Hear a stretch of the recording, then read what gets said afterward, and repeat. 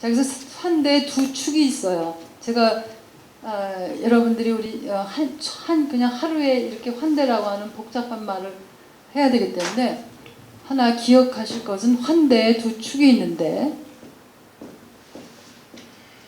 하나는 환대의 정치고,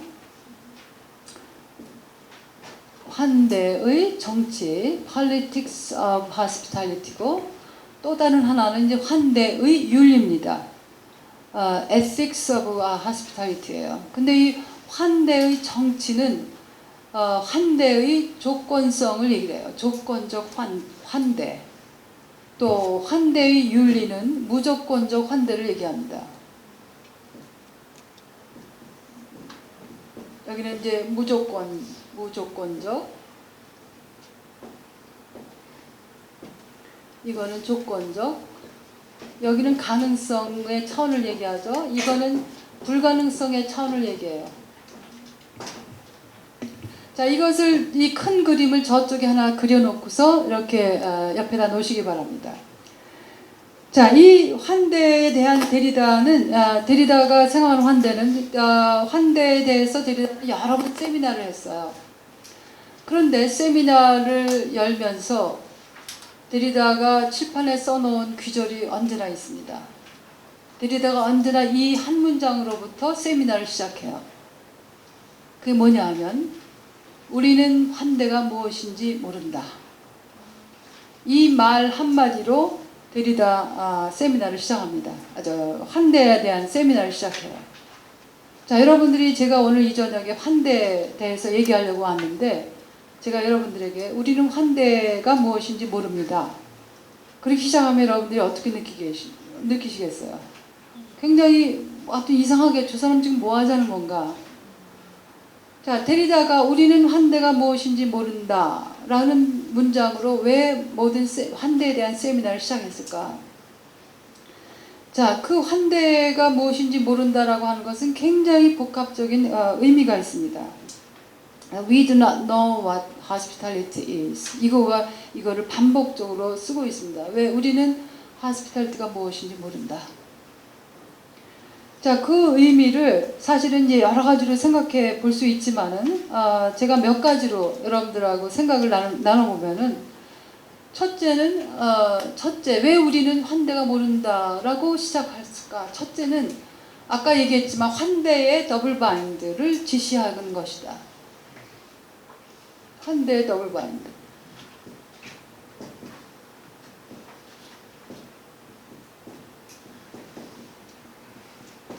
아까 더블 바인드 뭐라고 했는지 안 잊으셨어요?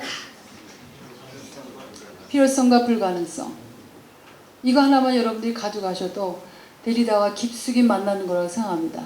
데리다는 모든 개념에, 거의 모든 개념, 제가 거의자 붙였어요. 거의 모든 개념에 이 더블 바인드라고 하는 것을 중요하게 생각을 하면서 접목시킵니다.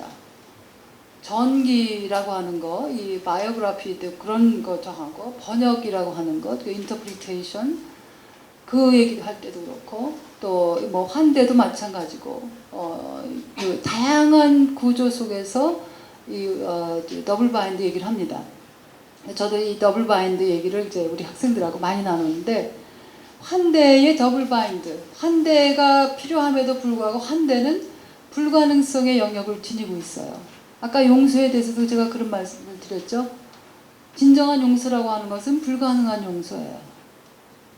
그러니까 굉장히 아이러니컬한 것 같지만 늘 우리가 생각해야 될 것은 이 불가능성의 축을 이쪽에 늘 생각해야 되는 거예요. 여러분들이 누군가를 아무리 사랑한다고 해도, 자기 자식을 아무리 사랑한다고 해도 그 사랑의 진정한, 온전한, 무조건적, 그런 통전적 의미의 사랑은 언제나 이쪽에 있어요. 이렇게 감이 가시죠? 그러니까 여러분들 삶하고 연결시키면은 사실은 그런 개념들이 주고 있는 중요한 통찰을 여러분들의 일상적 삶과 접목시킬 수 있습니다. 자, 두 번째는 뭐냐 하면, 우리는 이 환대가 무엇인지 모른다라고 하는 두 번째 의미는, 이 두 축이요, 이 조건적 환대와 무조건적 환대 사이의 이 엄청난 거리를 우리가 생각해야 된다고 하는 겁니다. 이 두 축 얘기하신 거예요. 이 두 축 사이에 무조건적 환대와 조건적 환대 사이에 그 엄청난 거리를 늘 생각해야 된다라고 하는 거예요. 자, 그래서 이 환대를 진정으로 안다라고 하는 것은 사실은 누구도 나는 환대가 진짜 무엇인지 알아. 자, 사랑하고 서양을 적용시켜 보세요. 나는 사랑이 무엇인지 알아. 그렇게 만약 선언하는 사람이 있다면은 사실은 그 순간 그 사람은 사랑의 진정한 의미를 상실하는 거예요.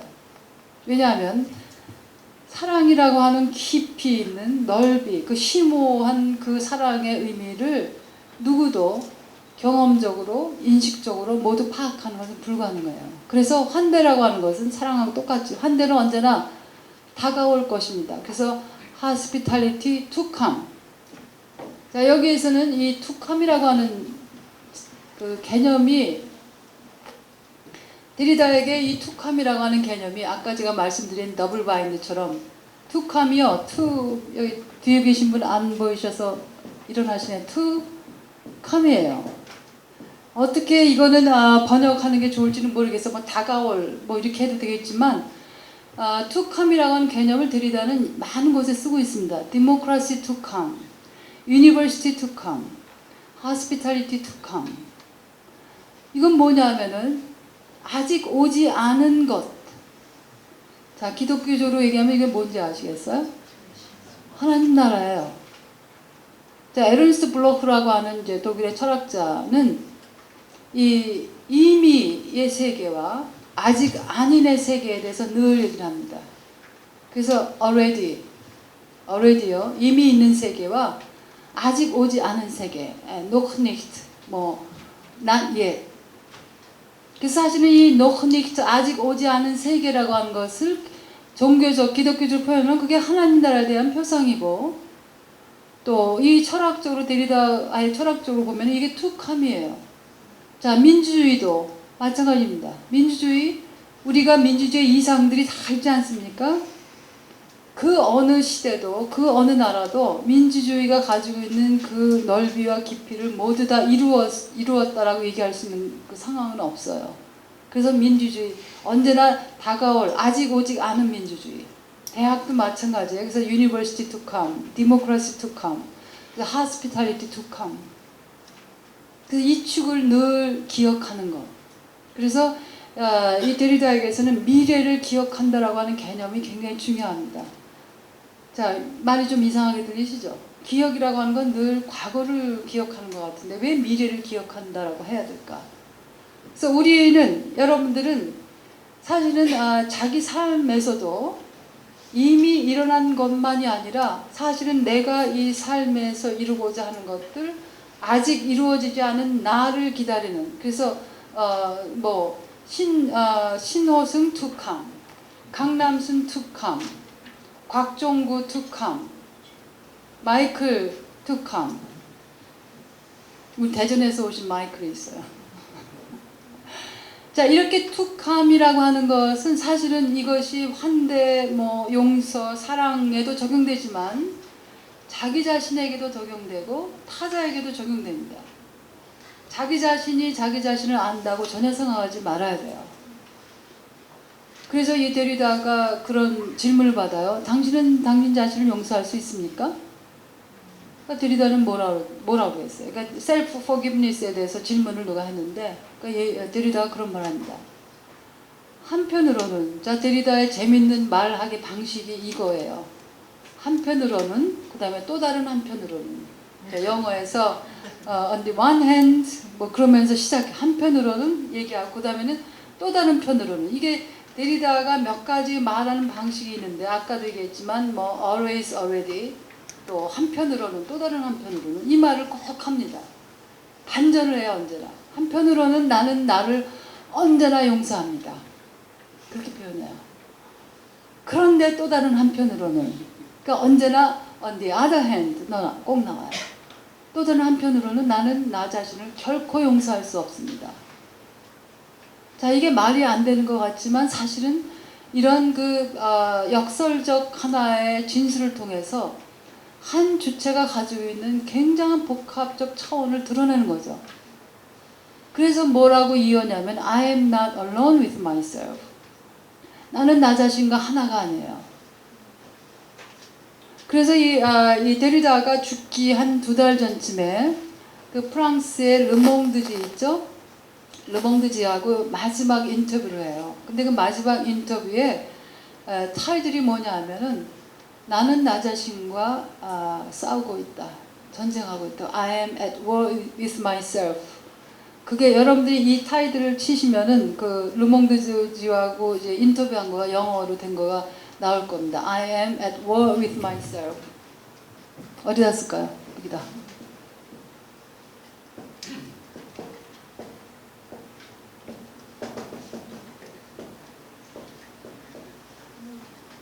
이게 르몽드지의 마지막 데리다의 마지막 인터뷰예요. 제목이에요. 표제를 글쎄요 데리다가 잡았는지 뭐 신문 기자가 잡았는지는 모르겠지만 이게 바로 나는 나 자신과 전쟁 중에 있다. 나는 나 자신과 싸우고 있다. 나는 나 자신과 씨름하고 있다. 뭐 여러분들 나름대로 번역해 보세요. 그리고서 이것이 이제 얇은 책으로 만들어졌는데 그게 그 제목은 뭐라고 나왔냐면 Learning to Live Finally. 드디어 살아가는 것을 배우기. 뭐 이렇게.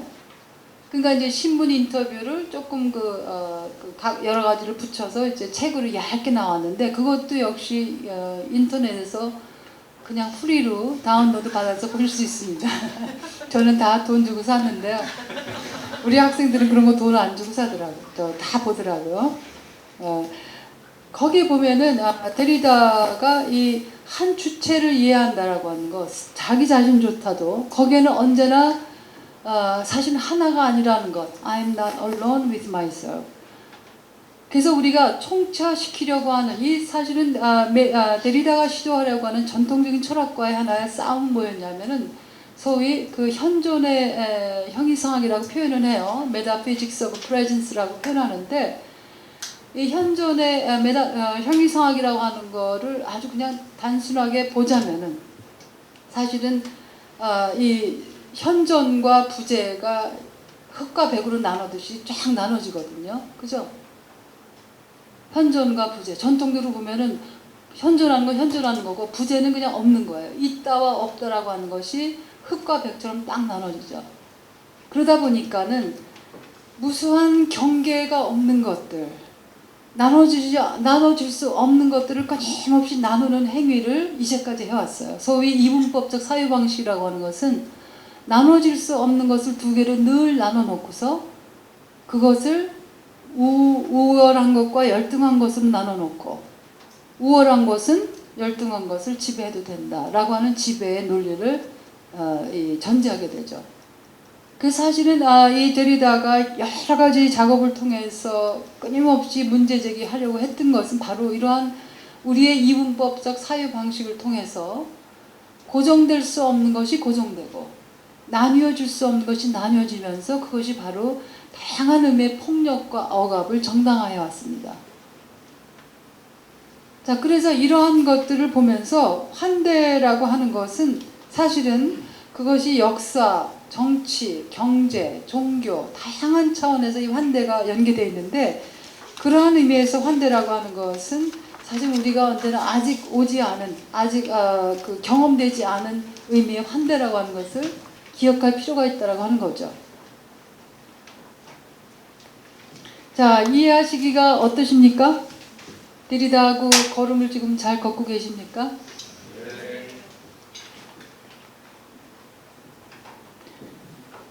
자, 이 환대와 이제 그 환대의 복합적인 의미를 우리가 생각할 때는 그 여러분들이 여기에 이제 그 뭐 기독교인도 계시고 또 불교인도 계시고 제가 아는 어떤 분은 이제 불교인이시고 다른 분은 이제 기독교인이시고 다양한 종교들을 가지고 있는데 특히 이제 소위 아브라함 종교라고 하는 서양에서 그렇게 부릅니다. 에이브라믹 릴리전이라고 하는 세 개의 종교가 있어요. 유대교, 기독교, 이슬람교. 이 세 개의 아브라함적 종교라고 하는 것에서 소위 아브라함적 환대라고 하는 의미는 굉장히 결정적인 하나의 의미, 그 자리매김을 하고 있습니다. 그래서 에이브라함익 하스피탈리티라고 하는 주제가 다양한 그 학자들에 의해서 연구가 되는 하나의 중요한 항목이에요. 자, 이 하스피탈리티라고 하는 여러분들이 잘 들어보지 않으셨을 그 말을 이제 제가 사용하는 이유 중에 하나는 하스피탈리티.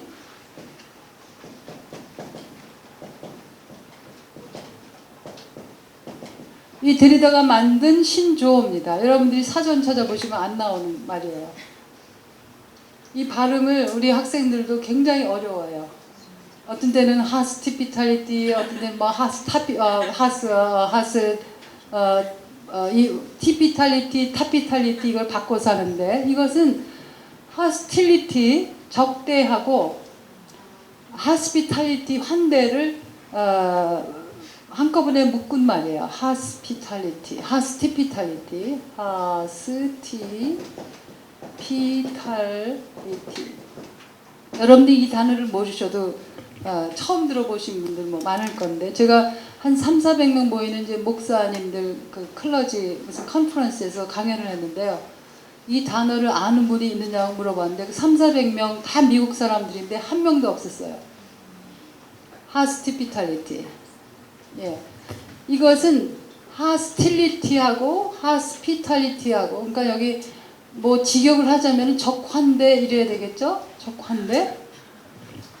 근데 이거 조금 이렇게 하게 되면은 마치 적대하고 환대하고 그냥 그저 짬뽕 시켜놨다는 생각을 하게 되니까 그냥 하스피탈리티 외우시면 되는데, 자, 이 에이브라함이 소위 아브라함적 환대에 여러분들이 그 성서에 나온 기조들을 보시면은요, 이 하스피탈리티가 어떻게 작동되는가라고 하는 굉장히 흥미로운 그 성서 기조들이 있습니다.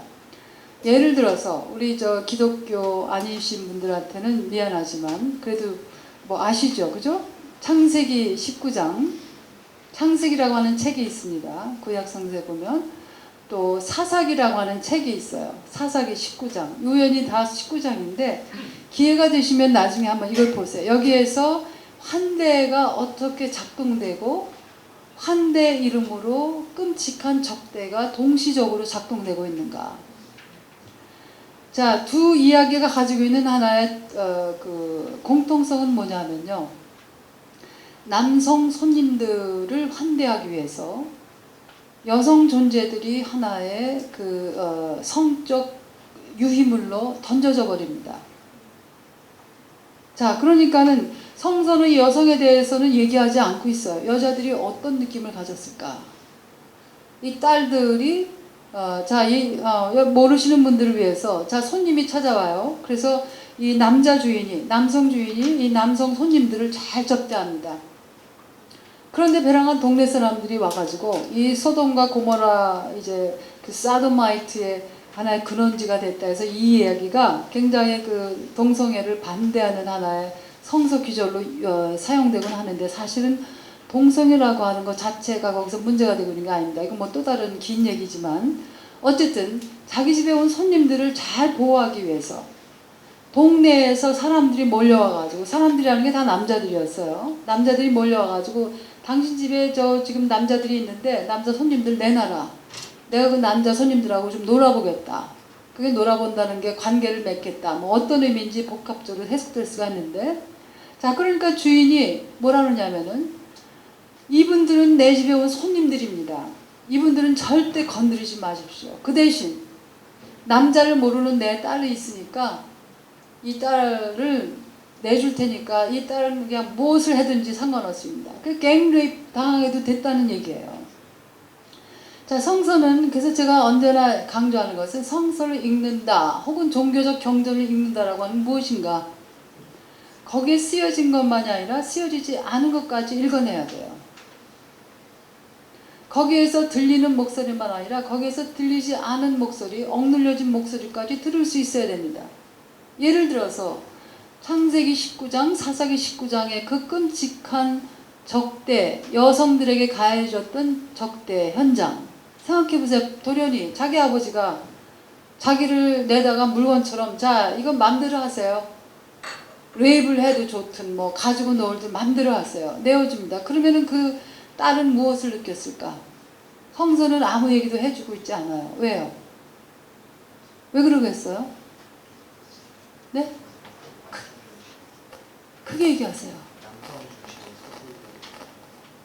성서를 쓴 사람들에게는 이 여자들이 무슨 생각을 하고 어떤 고통을 느꼈고 어떤 끔찍한 그 아픔 속에서 힘들었을까는 상관이 없어요.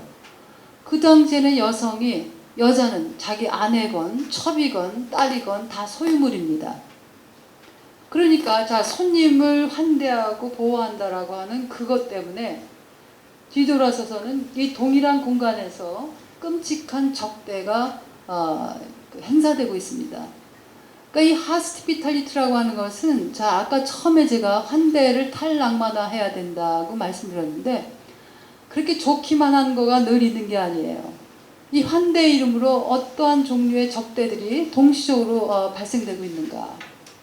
또 환대의 그늘 밑에서 어떠한 끔찍한 적대들이 억눌려지고 있는가 보이지 않잖아요.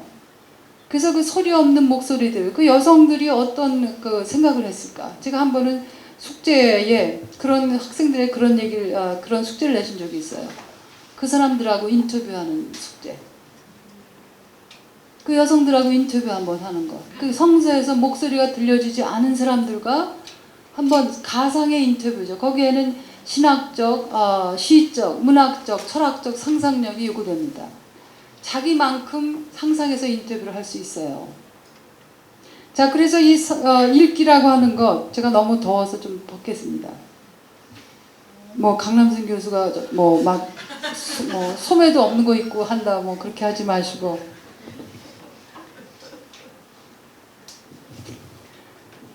자, 이 하스피탈리티가 가지고 있는 하나의 이 데리다가 이 말을 하나 만드는 하나의 의미는 환대라고 하는 것이 가지고 있는 양가성을 드러내는 겁니다.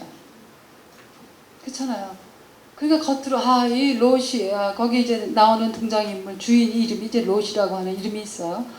롯은 그렇게 자기 손님을 보호하기 위해서 정말 자기 모든 것을 다 내줬구나. 너무너무 아름답다. 이게 반은 맞는 것 같지만은 또 다른 반은 뭐예요? 거기에 철저한 지금 시각으로 보면 철저한 인권열인가 그야말로 여성 혐오 사상. 여성 혐오 사상이에요. 여성이라고 하는 것은 하나의 이제 물건 취급하는 거죠. 열등한 존재고 위험한 존재고 또 남성들에 의해서 지배를 받아야 되는 존재라고 생각하는 것. 자, 그런 현장이라고 하는 거예요. 그래서 환대를 탈낭만화해야 되는 것은 이런 하스피탈리티가 보여지고 있는 하나의 그 환대의 양가성들을 우리가 분명히 봐야 된다라고 하는 것. 그것을 여러분들이 이제 기억을 하시길 바랍니다. 자, 그래서 보면은 환대라고 하는 것이 자기에게 우호적인 친구에게 환대를 베푼다고 생각을 하거든요. 근데 정치라고 하는 것은 이 친구와 적이 오늘의 친구가 내일의 적이 되기도 하고 오늘의 적이 내일의 친구가 되기도 해요. 그래서 이 하스피탈리티라고 하는 것은 사실은 친구와 적이라고 하는 것, 그러니까 환대의 양가성을 드러내기도 하고 동시에 우리가 소위 규정하는 소위 친구, 소위 적 이것이 가지고 있는 이 얽힘성을 드러내 보이기도 해요.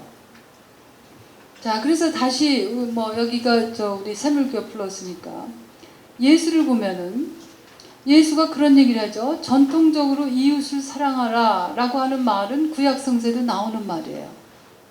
그죠? 새로운 얘기가 아니에요. 그런데 예수는 거기에서 한 걸음을 더 나갑니다. 이웃을 사랑하는 것뿐만 아니라 뭐를 사랑하라 그래요? 원수를 사랑하라 그래요. 저는 이 귀절을 가지고서 굉장히 흥미롭게 생각했는데 자, 원수 나를 사랑하듯이 너를 사랑하듯이 이웃을 사랑하고 그 다음에 원수를 사랑하라. 이것이 바로 신을 사랑하는 것과 똑같은 거 연결되어 있어요. 자, 그렇다면은 보세요. 이러한 그 뚜렷한 구분을 우리가 할 때, 자, 당신은 나의 적이에요. 원수예요. 라고 하는 이 사유 방식을 고착시킬 때 내가 저 사람을 진짜 사랑할 수 있어요? 못 사랑해요.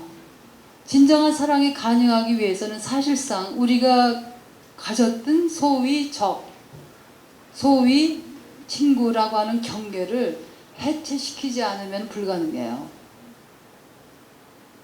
자, 그것을 파괴하는 것이 아니라 그것을 호련히 뛰어넘는 겁니다. 해체라고 하는 것은 분명히 여러분들이 기억할 거는 그것은 파괴가 아니라고 하는 거야. 디스트럭션이 아니다. 디컨스트럭션은 디스트럭션이 아니다. 많은 사람이 디스트럭션이라고 생각을 하거든요.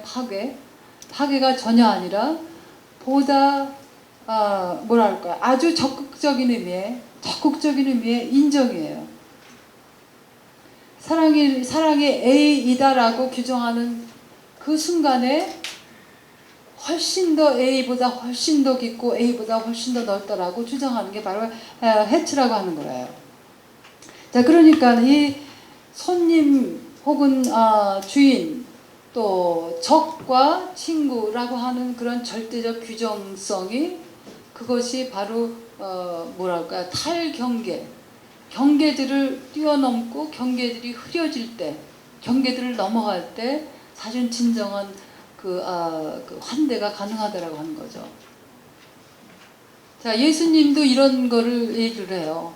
사케오 얘기해 보면은 사케오라고 하는 인물이 이제 성서에 나오는데 거기 보면은 예수가 스스로 자기를 사케오 집에 초대합니다. 내가 당신 집에 오늘 머물러야겠다. 이거는 전통적인 하나의 손님과 주인이라고 하는 경계를 예수 스스로 해체시켜요. 스스로 자기 자신을 다른 사람 집에 초대합니다. 자, 무슨 말인지 알겠어요? 자, 여기서 보면은 주인과 손님.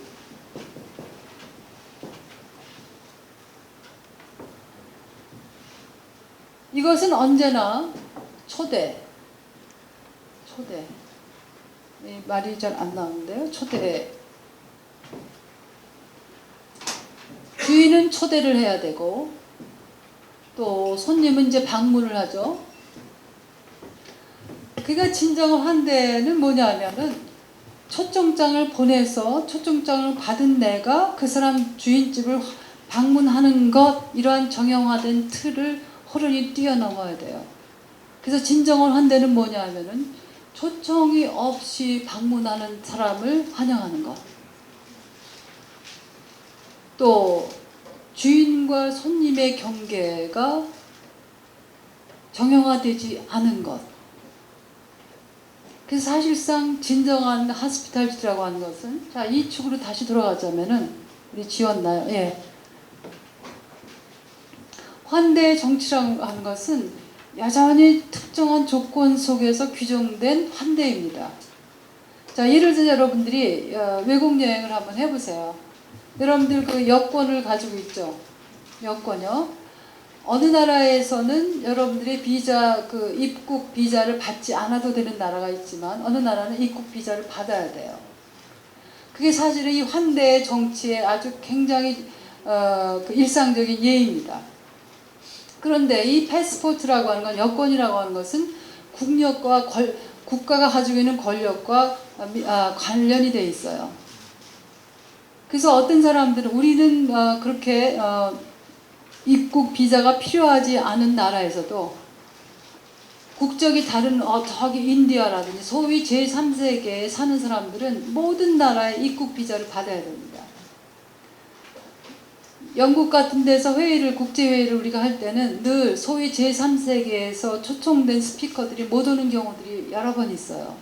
왜냐하면은 그 입국 비자를 못 받아서 안 줍니다. 자, 그거는 뭐예요?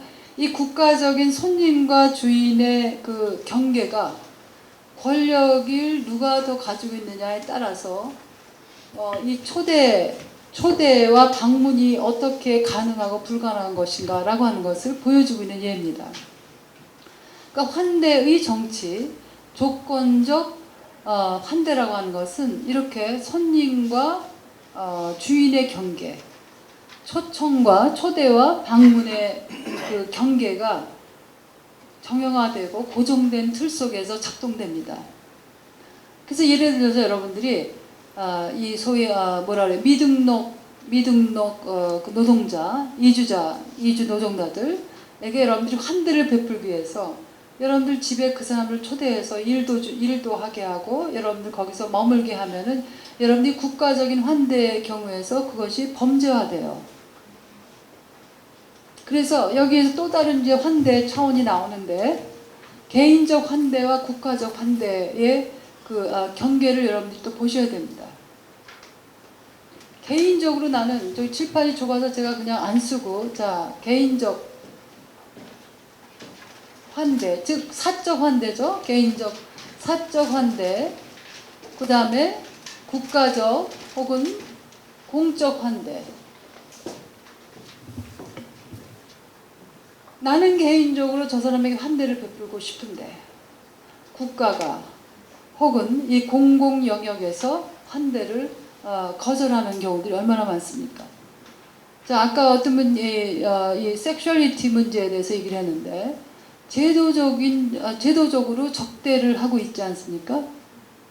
그죠? 그 LGBT, 저희 그 미국에서도 그렇고 뭐 한국에서 지금 굉장히 중요한 문제로 부각이 됩니다만, 이것도 하나의 중요한 환대의 문제예요. 제도적 환대는 어떤가?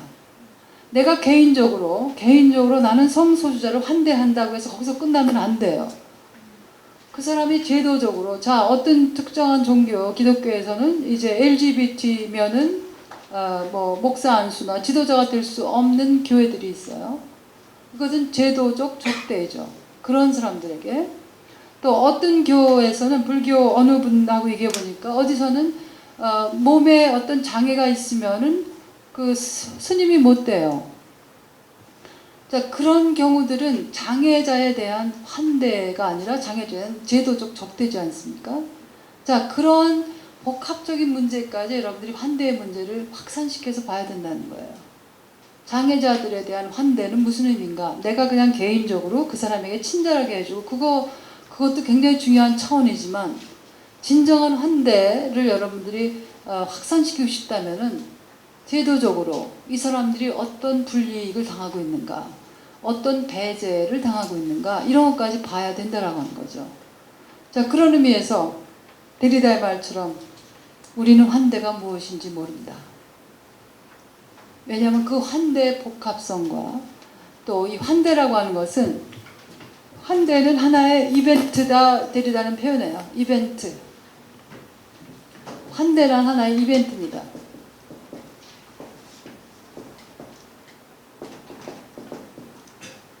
자, 이벤트는 뭐냐면,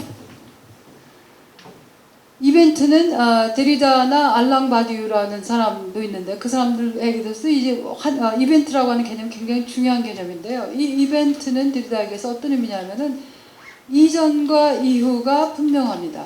그리고 이벤트는 대체 불가능성, 반복 불가능성. 자, 데이트가 하나의 이벤트인 이유는 뭐냐면, 데이트가 데이트로서의 의미를 가지려면 그것은 하나의 사건으로 경험되어야 됩니다. 데이트를 하기 이전과 데이트를 하기 이후가 있어야 되는데, 이전과 이후가 아무런 차이가 없다? 사실상 여러분들이 데이트 장소에 와도 그것은 데이트를 하신 게 아니에요. 또 대체 불가능성이라고 하는 건 뭐냐 하면, 예를 들어서 제가 내일 똑같이 환대에 대해서 내일 강연을 한다고 해도 저는 오늘하고 똑같은 말을 내일 할 수가 없습니다. 왜냐하면 오늘의 이 환대의 강연은 오늘만의 유일한 대체 불가능한, 반복 불가능한 하나의 사건이기 때문에 그래요. 데이트라고 하는 것, 또 누군가와 이 대화를 한다는 것은 언제나 하나의 사건입니다. 강연도 하나의 사건이에요. 그 제가 우리 학생이 이제 뭐 이게 수업을 빠진다고 이제 이메일을 보내면, 자기가 무슨 일이 있어서 언제 수업을 빠지게 되는데 자기가 누군가의 노트를 빌려서 꼭 캐치업 하겠습니다. 그럼 제가 뭐라고 그러겠어요?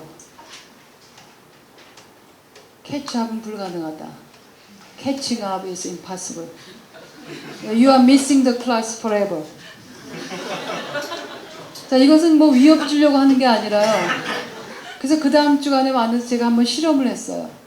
제가 우리 미국의 그 대학원 석사 박사과정 학생들 세미나는 그 사람들이 뭐 수십 명 되는 게 아니거든요.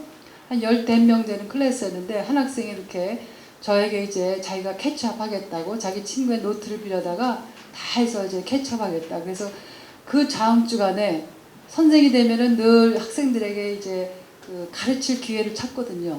그 학생이 왔길래 다른 학생들에게 지난 시간에 배운 것 중에서 가장 중요한 것을 이 학생에게 텍스트를 보내라. 그 학생들이 이제 수업 시간엔 전화 못 쓰는데 교수가 전화 끊어서 텍스트 보내니까 신나서 다 한참 생각하고서 자기가 이제 한 기절을 텍스트를 보냈어요. 그 학생에게. 무엇이 가장 중요한가. 자기가 생각할 때. 자, 그런데 정말 흥미롭게 13명, 14명의 텍스트가 다 제가 그 학생에게 읽어보라 해서 받은 텍스트 읽어보라고. 다 달라요. 동일한 자리에 동일한 시간에 함께 있었는데 왜 그래요? 그것은 하나의 사건입니다. 그 사건을 경험하는 사람들은 그 자리에서 경험하는 것이 동일한 시간 공간에 있다고 똑같은 걸 경험하는 사람은 아무도 없어요. 여러분들 지금 여기 뭐 70명, 80명 계시지만 아마 돌아가서 누군가가 오늘 몇 시간 동안 뭐 한 거야? 그러면은 여러분들이 할 수 있는 말은 사실은 그렇게 많지 않을 겁니다. 그리고 각각 다 다른 첫 문장이 각각 다 다를 거예요. 왜 그래요?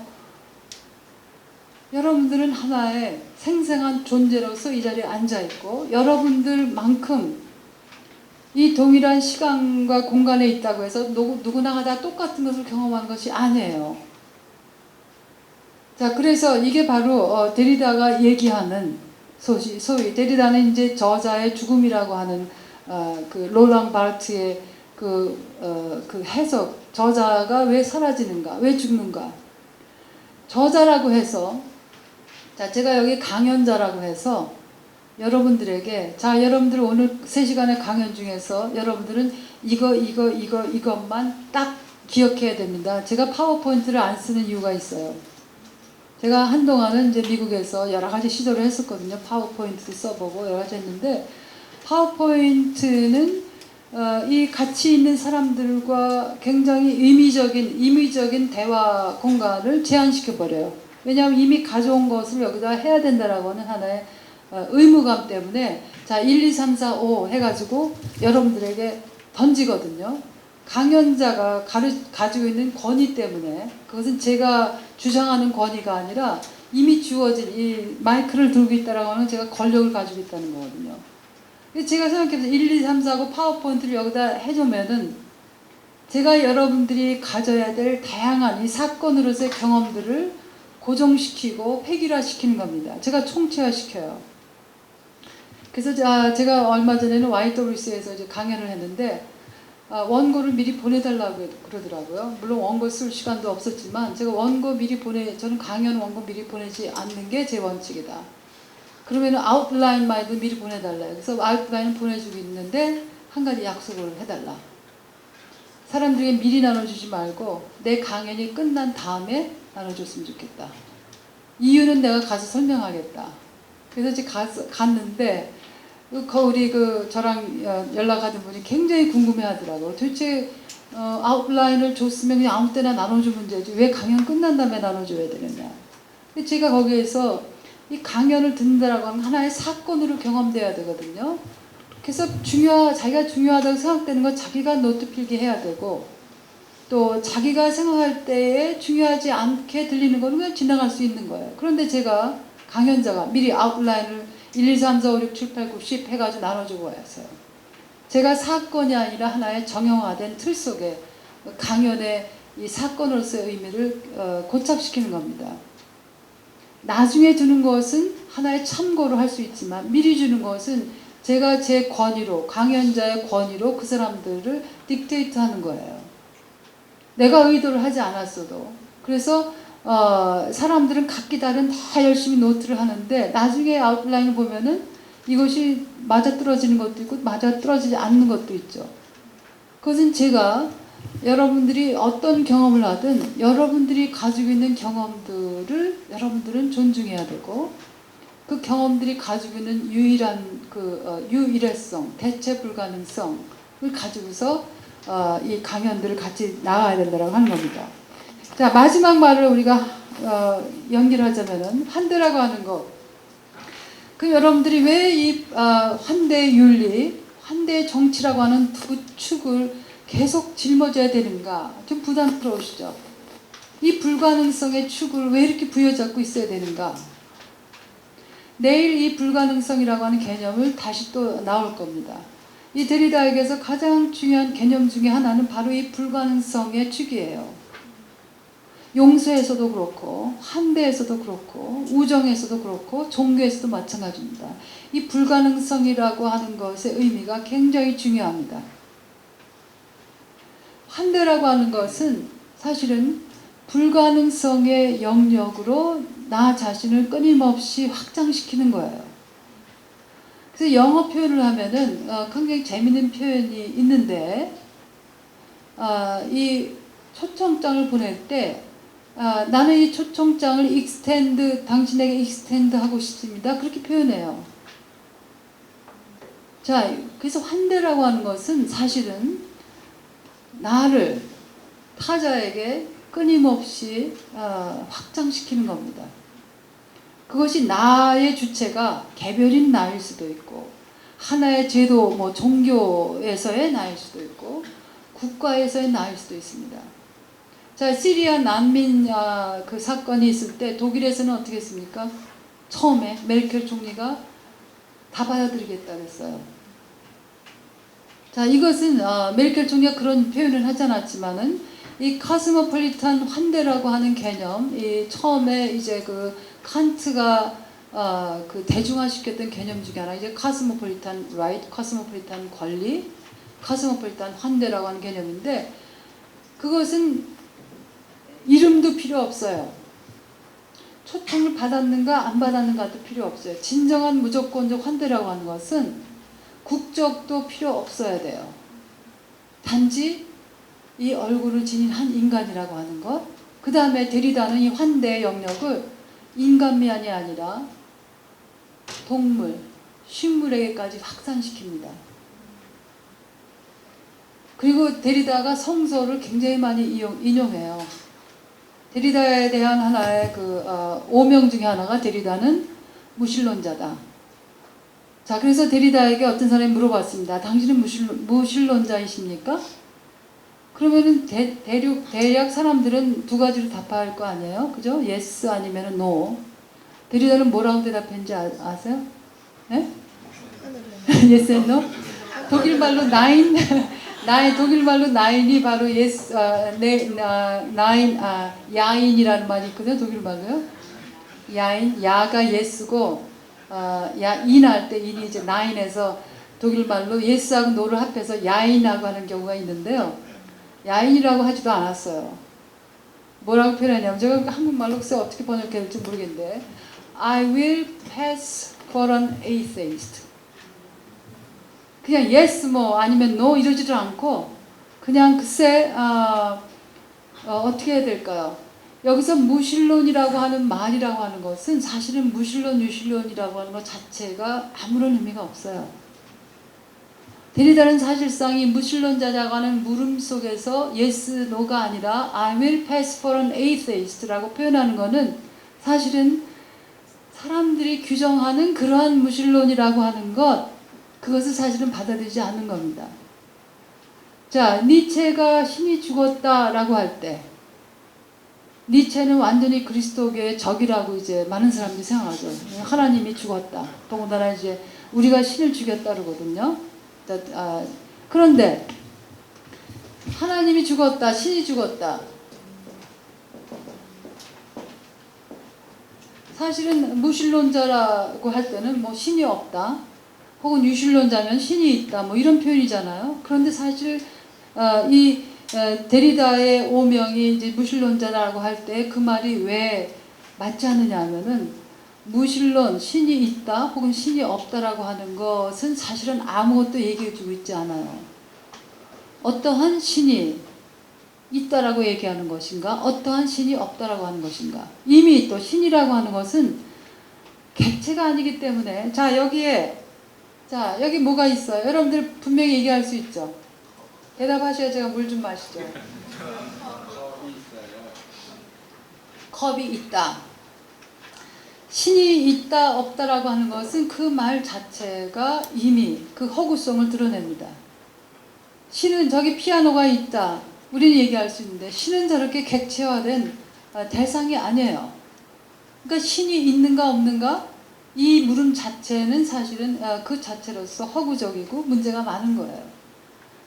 니체가 신이 죽었다라고 얘기할 때 우리가 집착해야 될 것은 죽었다 파트가 아니라 니체라는 사람이 진짜 못된 사람이 신이 죽었다 그랬어.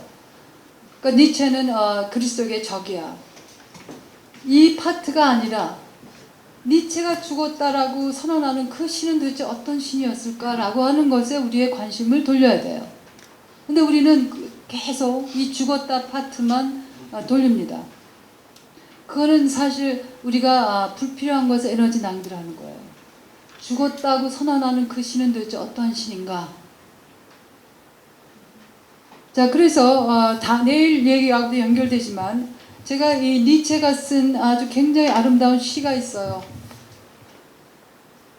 미지의 신에게 To the unknown God. 절절하게 신에 대한 그 갈망이 담겨있는 시입니다. 제가 우리 포스트 모더니즘 클래스 시간에 그 저자 이름을 밝히지 않고 그 시를 학생들에게 이제 프린트해서 읽게 했어요. 그리고 제가 이제 투표를 했습니다. 자, 이 시의 저자가 유실론자라고 생각하는 사람 손들어라. 무실론자라고 생각하는 손들어라. 모두가 다 유실론자라고 손들었어요. 왜냐하면은 거기 신에 대한 절절한 그 갈망이 있거든요. 마치 애인을 그리워하듯이 신에 대한 아주 절절한 그 그리움과 갈망이 시에 절절히 담겨 있습니다. 그래서 나중에 그 시의 저자가 누구인지 칠판에 써줬더니 학생들이 아하, 지금 이렇게 니체를 얘기할 때 왜 우리가 이 죽었다 파트가 아니라 죽었다고 선언하는 그 신이 무엇인지에 더 초점을 둬야 되는지를 그때 아하 하더라고요. 그리고 이 신이라고 하는 건 유실론, 무실론이라고 하는 게 종교의 초점이 사실 아니에요. 그래서 이 데리다 같은 경우 이렇게 누가 당신은 무신론자입니까? 라고 물었을 때 yes, no가 아니라 우리가 알 수 없는 I will pass for an atheist. 굉장히 어떤 그 수수께끼 같은 답을 남기거든요. 이 데리다가 좋아하는 말 중에 하나가 수수께끼입니다. 에니그마. 수수께끼라고 하는 말을 굉장히 중요하게 생각해요. 아포리아, 수수께끼, 에니그마 이런 걸 좋아하는데 왜냐하면은 그것은 알 수 없는 형태예요. 그 망령들, 이 스펙터라고 하는 것, 스펙트럴리즈라고 하는 글쎄요, 한국말로 하면 조금 이상한데, 뭐 유령론도 아니고 망령론도 아닌데, 그것은 존재와 부재라고 하는 것의 경계를 긋기가 굉장히 어려워요. 그렇죠? 신이라고 하는 것도 여러분들이 존재와 부재를 여러분들 긋을 수 있어요? 그러니까 존재와 부재라고 하는 것의 경계를 확 뛰어넘는 하나의 사건이에요. 그래서 스펙터라고 하는 것, 그것이 아마 여러분들 뭐 영어사전 찾아보면 무슨 뭐 유령, 망령 이렇게 나와 있을 텐데, 그것은 우리가 존재한다 혹은 부재한다라고 하는 표현을 호련히 넘어서는 그런 이분법적 사유 방식 자체를 허용하지 않는 것입니다. 조금 수수께끼 같은 말을 제가 하고 있죠? 그냥 그대로 그냥 수수께끼 같은 말이구나 이렇게 담아두시는 것도 괜찮아요. 왜냐하면은 자, 이 전통적인 철학이 아까 잠깐 말씀드렸었는데 이 분석 철학이 철학의 과제라고 생각했던 그 명증성이라고 하는 것은 전통적으로 이 근대 사상의 하나의 틀은 뭐냐면 이 명증성을 드러내려고 하는 거거든요. 인식론이라고 하는 거. 우리가 아는 것을 어떻게 아는 것인가. 자, 근대 500년은 이 인식의 문제 가지고 집착해서 우리의 그 삶의 체계들, 인식의 체계들의 명증성을 드러내고자 했어요. 자, 포스트 모더니즘은 그 명증성에 대한 집착이 가져온 폭력적 구조들, 억압적 구조들, 저 주변부인들의 억압들에 대해서 포스트 모더니즘이 문제 제기를 하죠. 그래서 포스트모더니즘을 억눌렸던 것들이 회귀라고 표현하는 사람들이 있습니다. Return of the repressed. 그것이 뭐냐면은 그렇게 명증하다고 생각되는 그 것들이 사실상 역사 속에서 다양한 차원에서 포용과 배제 또 차별을 정당화해 왔어요. 그것도 이제 우리가 뭐 여성 혐오라든지 다양한 혐오 구조들도 사실은 어디에 근거했냐면 이렇게 이분법적 사유 방식에 근거했습니다. 뭐 다양한 종류의 혐오요, 종교 혐오, 뭐 성소수자 혐오, 장애 혐오, 각가지 여성 혐오는 물론이고 이러한 것의 인식론적 근거들은 한결같이 이분법적 사유 방식, 나와 너, 정상과 비정상, 또 자연적인 것과 인위적인 것 이런 것들로부터 이제 그런 억압의 구조, 폭력의 구조 정당화되어 왔었는데 여러분들이 데리다의 글을 보시거나 데리다에 관한 말을 들으시면서 명증하다라고 생각이 드시는 것보다는 수수께끼 같다라고 하는 그런 생각이 드는 게 저는 훨씬 더 바람직하다고 생각합니다. 그리고 뭔가 마음이 불편해지는 것이 훨씬 더 바람직하다고 생각해요. 자, 왜냐하면 마음이 불편하다라고 하는 것은 여러분들의 기존의 인식 체계가 흔들렸다라고 하는 것을 얘기하는 거거든요. 그것은 새로운 삶의 하나의 그 출발점에 섰다라고 하는 것을 의미합니다. 그러니까 오늘 밤 여러분들이 마음이 조금 불편하고 마음이 뭔가 더 혼란스러워진 것 같으면은 사실은 제가 그게 생각하는 바람직한 우리의 관계입니다. 자, 제가 더 얘기도 할 수 있지만 시간이 이제 많이 지나갔으니까 조금 질문 시간을 좀 가져도 되겠죠? 자, 여러분들이 이건 어디나 세계 아주 보편적인 현상인데 질문은 질문이어야 됩니다. 질문은 하나의 발표가 되면 안 돼요. 이건 우리 학자들도 이 학회에 가면 언제나 받는 유혹입니다. 질문할 때에 늘 작은 하나의 발제를 하고 싶어요. 자, 그러니까 여러분들이 질문 3가지를 할 수가 있는데 질문을 하시거나 뭐 경험 느낀 것을 여러분들이 얘기하시거나 혹은 어떤 특정한 것에 대해서 이 문제에 대해서 조금 더 설명해 주십시오. 그런 요구하는 것 3가지를 할 수 있습니다. 근데 기억하실 것은 발제하시지 마시고 간략하게 정확하게 하시라고 하는 것. 자, 몇 분이 질문 있는지 제가 볼게요. 제가요 어떻게 할 거냐면요 질문을 먼저 받겠습니다. 그리고 나서 제가 보면서 가능한 거 리스폰드 할게요. 우선 손 좀 들어주세요.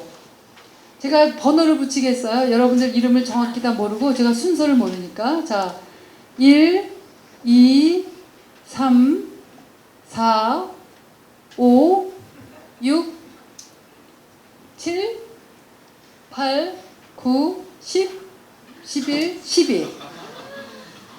자, 왜 이래? 11번이에요, 그때가. 그 다음에 뒤에 계신 분이 12번. 제가 왜 그러냐 하면은 사실 중요한 건 제 답변보다 여러분들의 질문이에요.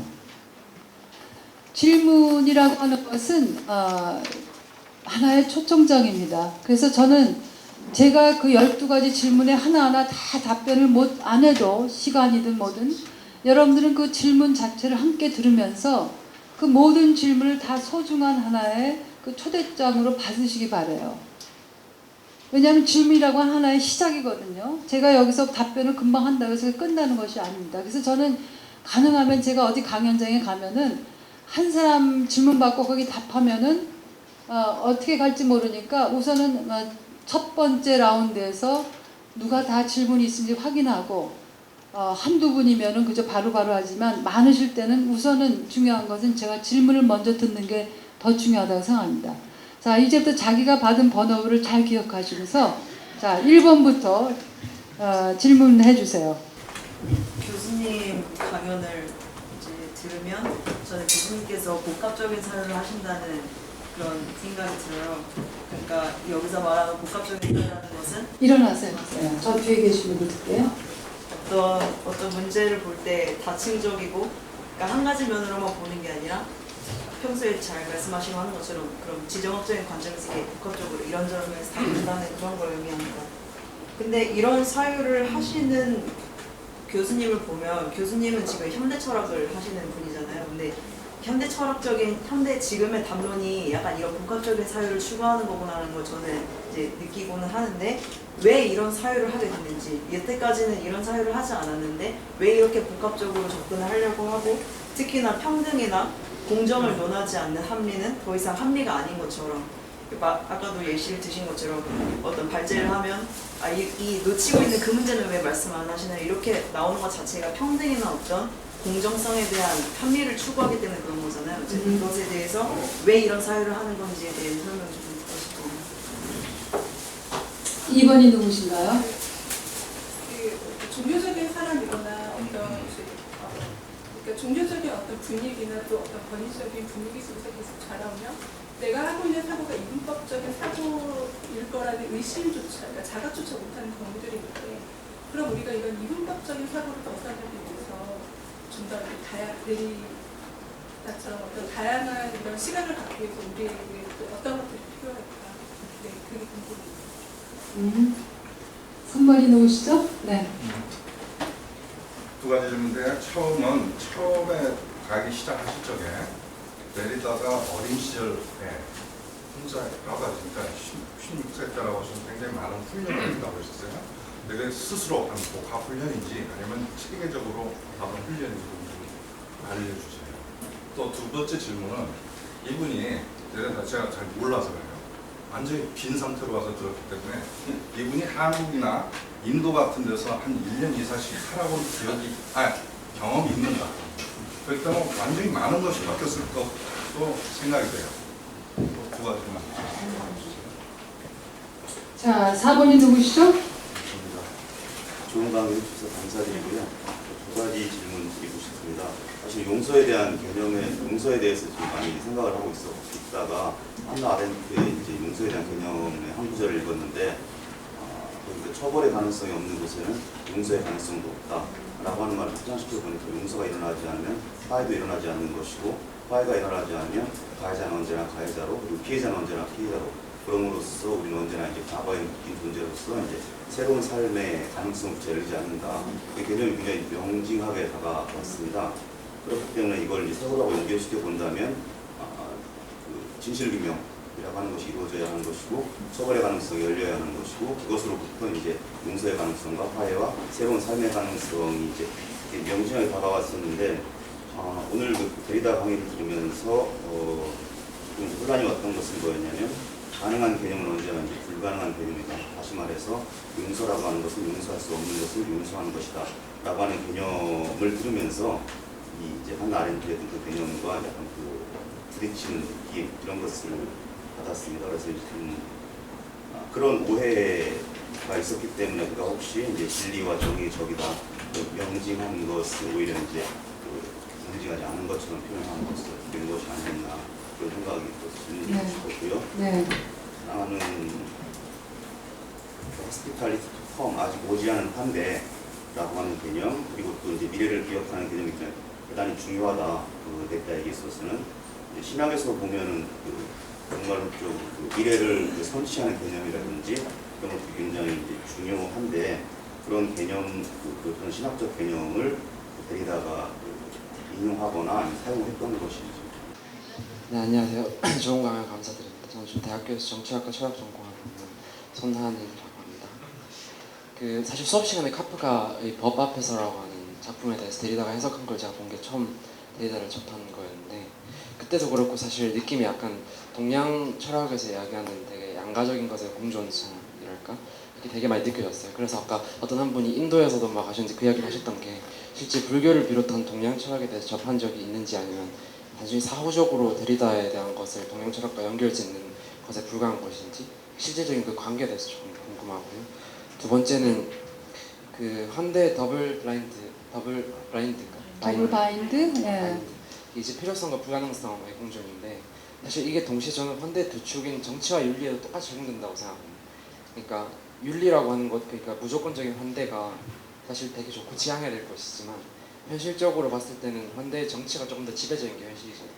그러니까 이게 약간 해야 하는 것과 할 수 있는 것 또는 가능성과 당위성 나아가서 정치와 철학 이것의 끊임없는 어떤 갈등과 이제 그 딜레마라고 생각하는데 그런 의미에서 하나 예시를 들어봤을 때 아주 짧게 말씀드려서 난민을 유입한다는 것이 이제 대외적인 환대라고 생각했을 때 난민을 유입함으로 인해 가지고 발생할 수 있는 일반적으로 국내 노동자들의 어떤 일자리 문제에 대해서 화를 이제 막 내고 이야기를 하는 걸 생각해봤을 때 국내 노동자 입장에서 봤을 때는 이제 난민을 유입시키는 거에 대해서 철학적으로 되게 좋게 생각을 하더라도 자기가 일자리를 뺏기는 거에 대해서는 마치 아까 그 종교적인 이야기처럼 다른 사람들 손님 맞이한다고 해가지고 물론 그건 여성 혐오적인 입장에서 조금 더 정당성이 많이 확보되겠지만 국내 일자리 이제 침해 당하시는 분들도 예를 들어서는 자기가 그 여성들의 입장처럼 손님을 위해서 자기를 약간 적대의 영역으로 몰아넣는 듯하다고 생각할 수도 있잖아요. 그래서 그런 어떤 환대 정치와 윤리와 같이 근본적으로 존재하는 딜레마를 어떻게 현실적으로 해소할 것인지. 네, 좋은 질문 감사합니다. 자, 6번이세요. 역시 좋은 강의 감사히 들었습니다. 저는 그 리더십 전문 매거진 그 잡지 기자로 있는 강영원이라고 합니다. 오늘 그 데리다가 해체를 탐구한 역사와 그 몇몇 요소들에 대해서 굉장히 좋은 말씀을 들었는데, 제가 좀 궁금한 것은 그 데리다가 거쳐왔던 그러니까 데리다가 사망한 지금 판단한 역사가 아니라 당대의 데리다가 생전에, 그다음에 데리다가 그 생애 동안 해체라는 그 관점 속에서 그 많은 것들을 판단하게 된 데리다의 지구력에 대해서 좀 궁금한 점이 있습니다. 그러니까 지금 들은 새로운 관점들을 여러 가지에 적용할 수는 있겠지만 그 적용을 지속하는 데는 또 다른 관점의 문제가 있다고 생각을 합니다. 그래서 데리다의 지구력에는 어떤 이유가 있었는지 교수님 관점에서 한번 견해를 듣고 싶습니다. 고맙습니다. 참 오늘 밤새야 되겠는데요. 질문들이 너무 다 좋으신 질문들. 자, 이름이라도 적어도. 네, 저 김영근다. 일단 오늘 강연에서 느낀 점 말씀드리고 또 질문 하나 드리겠습니다. 먼저 느낀 점 말씀드리자면요. 용서할 수 없는 것을 용서하는 것이 진정한 용서다. 이 말씀하셨는데 저는 그 문구를 접하기 전에 받아들일 수 없는 것을 용서하는 것이 용서다. 이제 그렇게 받아들이고 그걸 체험적으로 아주 깊이 있고 의미 있게 받아들이고 있습니다. 그런데 이제 그 오늘 강연을 통해서 새롭게 좀 생각거리를 준 것은 용서를 할 때는 주체 아이 내가 너를 용서한다 이게 아니고 용서가 받아들여지는 것이다. 이렇게 성경을 인용해서 말씀하시는데 그 대목은 좀 생각해볼 그런 사안이라는 것을 느꼈습니다. 네. 그 느낀 점이고요. 안녕하세요. 저 기차 시간 때문에 질문 드리고 바로 가봐야 될 것 같습니다. 아, 그렇습니까? 죄송하고요. 네. 저는 대학에서 수학을 가르치고 있는 최명주라고 하고요. 오늘 강연하신 것 중에서 투컴 요거에 대해서 이게 네. 그 불완전성을 부연하는 설명이 아니고 이제 독자적인 뜻이 있다면 그걸 그러니까 온다는 데 초점이 맞춰져 있다면 이게 어떤 식으로 이해를 해야 되는 것인지, 그러니까 어떻게 아는지, 그리고 이게 가신다고 하니까 제가 짧게 반사할게요. 반면론적으로 그냥 희망적인 얘기 내지는 뭐 완전하게 된다는 것인지 그런 얘기는 아닐 거라고 생각이 되는데요. 좀 설명을 더 듣고 싶습니다. 자, 투캄의 개념은 우선 기억하실 거는 시간적인 선적인 개념의 투캄이 아니에요. 그러니까 시간이 지나가면 오늘 내일 지나가면 이제 오겠다는 개념이 아닙니다. 이것은 어떻게 보면은 언제나 투캄으로 남아 있어요. 아직 오지 않음으로 남아 있는 하나의 불가능성의 축입니다. 자, 그래서 사랑이라고 하는 건 뭐 데리다는 물론 love to come이라고 하는 표현은 제가 아직 보지 못했는데 왜 데리다가 to come이라고 하는 것을 university to come, democracy to come, hospitality to come이라고 하는 걸 썼을까? 불가능성의 이 축을 끊임없이 부여잡고 있어야 된다라고 하는 겁니다. Justice to come도 얘기해요. 그래서 우리는 이 정의 또 혹은 이 환대, 뭐 대학, 민주주의라고 하는 것에 이 불가능성의 축은 왜 기억을 해야 되냐면, 자, 내가 만약 법관이라면 정의 이퀄 법이 아니거든요.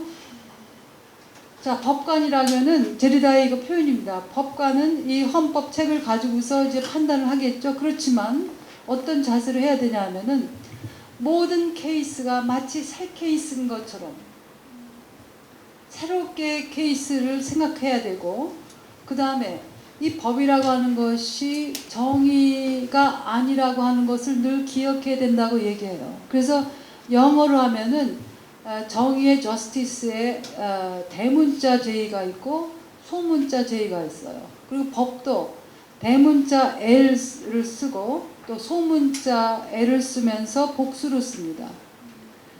자, 이 투캄이라고 하는 거는 어떻게 보면은 이 대문자로 된 것들, justice J, 그 대문자 J, 여러분 상상하는데 제가 쓸 시간은 없으니까, 또 대문자 love, 대문자 hospitality H. 그래서 이것은 선적으로 시간이 지나가면 오는 것이 아니라 끊임없이 우리에게 아직은 아닌 것의 축을 끊임없이 상기시켜주는 겁니다.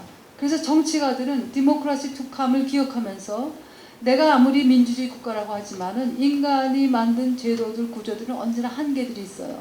그 한계를 끊임없이 넘어서고자 하는 종교적으로 표현하면 예언자적 하나의 어떤 그 소명, 그 prophetic calling이라고 하죠. 아직 아닌 것에 대한 그 축을 늘 생각하라고 하는 의미예요. 대학도 마찬가지 않습니까? University to come이라고 하는 것은 아무리 대학의 이념이 좋고 제도가 좋아도 대학이 지녀야 될 아주 본질적인 것들을 완벽하게 완전하게 실천하고 제도화시키는 것은 불가능해요. 정의도 마찬가지고 환대도 마찬가지입니다. 그러니까 이 불가능성의 축을 툭함으로 표현한 거예요. 서술적인 개념이 전혀 아닙니다. 의지와 태도라고 이해하면 되겠어요. 네? 의지와 태도. 의지와 태도이기도 하고 어떻게 보면은 하나의 자기의 끊임없는 하나의 겸허성이라고 저는 생각해요. 나는 이제 됐다라고 하는 것은 불가능합니다. 성서적으로 표현하면 이 세상 안에 의인은 없어요. 이제는 됐다라고 하는 것은 불가능합니다. 왜냐하면 인간이 가지고 있는 인식의 한계, 제도적 한계 때문에 이제는 됐다, 이제는 뭐 민주주의가 성취됐다, 이제는 정의가 성취됐다, 이것은 불가능해요. 그래서 우리가 미래를 기억한다라고 하는 것은 이 아직 아닌, 오지 않은, 와야 될 것들, 그러니까 어떻게 보면은 투컴이라고 하는 것은 와야 되는 어떤 요청성의 하나의 표현이에요. 디모크라시 투컴, 유니버시티 투컴, 뭐 하스피탈리티 투컴이라고 하는 것은 진정한 하나의 그 환대, 사랑, 용서의 그 축들을 끊임없이 상기하고 기억하는 겁니다. 그래서 미래는 그런 것들을 향해서 자꾸 확장시켜 나가야 되는 거. 그래서 법관이라고 해서 내가 이 법대로 다 지켰다가 아니라 끊임없이 나는 이것보다 훨씬 더 많은 것을 해야 된다라고 하는 그런 소위 사명감을 가지고 있어야 된다라고 하는 거예요. 그 데리다를, 존 카프터는 데리다를 어떤 사람이라고 하냐면은 아까 뭐라 그러셨어요? 지구력, 우리 기자님 지구력에 대해서 얘기했는데 데리다는 존 카프터는 데리다는 기도와 눈물의 사람이다라고 표현합니다. 작 데리다 해놓고서 the prayers and tears of 작 데리다. 그래서 눈물과 기도의 사람. 자, 데리다는 물론 우리가 흔히 생각하는 전통적인 기도, 전통적인 눈물을 여러분 생각하시면 안 돼요. 데리다는 기도도 누구에게 무엇을 어떻게 우리는 기도라고 표현하는 것인가. 그러니까 기도라고 하는 우리의 상투적 이해를 해체시키는 기도입니다. 자, 가셨으니까. 자, 9번이 누구시죠? 네, 신학을 공부하고 있는 김한석입니다. 그 강연 내 질문 한 가지와 강연 외 질문 한 가지를 드리고 싶은데요.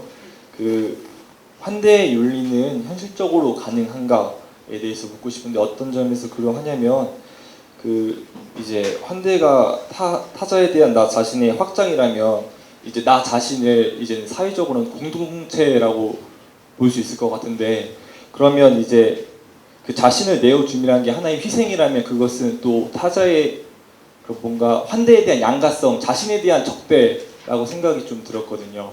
그래서 그런 환대가 이제 현실적으로 공동체적으로 이제 가능한가에 대해서 여쭙고 싶고요. 그리고 이제 강연 외적으로는 그 데리다가 말한 백색 공간에서의 성령 이해를 구성할 수 있을지 이건 사실 솔직히 말하면 제 질문 아닌데 오늘 이 자리에 오고 싶었던 데리다를 정말 좋아하는 친구가 있는데 원래 근데 오늘 오려고 했는데 그 전도사인데 지금 거기 교회에 문제가 생겨가지고 얻었습니다. 꼭 물어봐달라고 해가지고 제가 창평을 부르쓰고 여쭙겠습니다. 제가 읽겠습니다. 데리다가 말한 백색 공간에서의 성령이 이해를 구성할 수 있을까요? 아니면 사후성의 논리를 극복함에 있어 성령의 인식 구성이 가능성을 가지고 있을까요? 자, 정말 친구의 그 어떤 부탁까지 받아서 그런데 질문은 본인이 아닌 대리 질문은 불가능해요.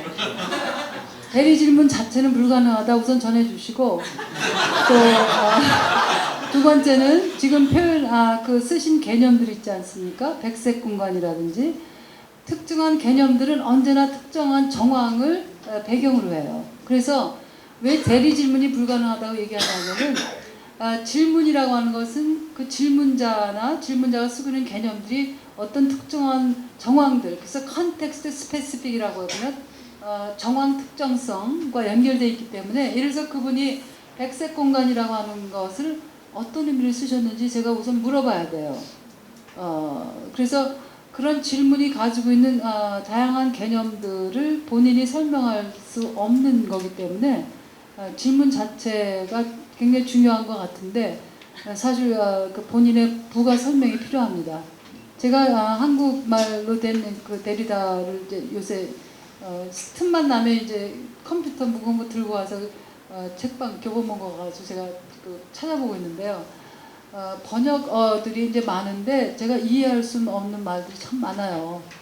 데리다를 뭐 한국말로 안 읽어봤기 때문에 주로 영어로만 읽어봤기 때문에 한국말로 쓰여진 그런 예를 들어 백색 공간 그건 데리다 개념에 무슨 것을 지금 표현하고 있는 건가? 그건 제가 우선 알아야 돼요. 그 성령이라는 걸 아마 이제 스펙터, 뭐 고스트 이런 걸 얘기했나 본데 이 기독교적 의미의 성령이라고 하는 의미로 그 고스트나 그 스펙터라고 하는 걸 쓰지 않습니다. 그래서 데리다 용어에서 이제 스펙트럴리티인데 그것을 한국말로 번역하는 것은 굉장히 오해의 여지가 있어요. 왜냐하면 스펙터라고 하는 게 그 홀리 고스트처럼 고스트라고 하는 의미도 있는데 데리다에게서 스펙터라고 하는 건 특정한 그 배경이 있는 스펙터예요. 그러니까 문자적으로 그게 성령이라고 누가 그 번역을 하셨는지 난 그건 잘 모르겠는데 스펙트럴리티에서 그런 무슨 성령, 성 이렇게 번역하면은 완전히 그것을 기독교가 점유하는 기독교화시키는 개념이 되거든요. 그러니까는 질문하신 분이 그렇게 열정을 가지고 질문해 주시면 참 감사하다고 전해드리고 다만 제가 질문자와 얼굴을 맞대고 이렇게 얘기를 나누는 게 필요하다. 그렇게 좀 전해 주십시오. 네. 자, 10번. 네. 안녕하세요. 저는 지방에서 대학교를 다니고 이번 학기에 졸업을 했으면 좋겠는 대학생입니다. 교수님 이번에 한국 오시면서부터 갈 수 있는 뭐 강연이나 이런 것들을 찾아다니시는데 늘 뭔가 이렇구나 하고 알 것 같으면서도 미끄러지고 멀어지고 결국에는 알 것 같지만 모르는 상태로 끝나는 그 애매한 불편함이 참 좋아서 매번 정말 멋있는 표현이에요. 애매한 불편함. 제가 좋아하는 말만 다 쓰셨는데요. 감사합니다. 제가 그 오늘 그래서 해체에 대한 오해를 이렇게 들었는데 오해를 얘기를 하면서 해체는 사랑의 작업이다라고 얘기하고 오히려 더 대상을 알기 위한 것이라고 제가 이해한 바가 맞다면 그렇게 들었는데 저는 그 지점에서 되게 내가 율법을 폐하러 온 줄로 알겠지만 난 율법을 완성하러 왔다는 예수의 말과 좀 겹쳐서 들렸어요. 그래서 예수도 굉장히 해체적이었구나 라는 생각이 들었는데 그래서 이제 알 것 같다라고 하다가 근데 또 예수께서는 죽기 전에 다 이루었다고 얘기를 했는데 어떻게 해석을 해야 할까 해서 또다시 멀어서는 있습니다. 그래서 개인적으로는 교수님이 보시는 어떤 데리다와 예수의 접점에 대해서 교수님의 해석이 궁금해서 그 부분을 질문을 드리고 싶습니다. 고맙습니다. 막 바로 답변하고 싶은 유혹이 생기는데 제가 누르겠습니다. 자, 11번. 아까 12번까지 제가 간 걸로 알고 있는데, 네. 이게 지금 민주주의를 우리가 지금 연습하는 거예요. 네, 반갑습니다. 백수 임대근이라고 합니다.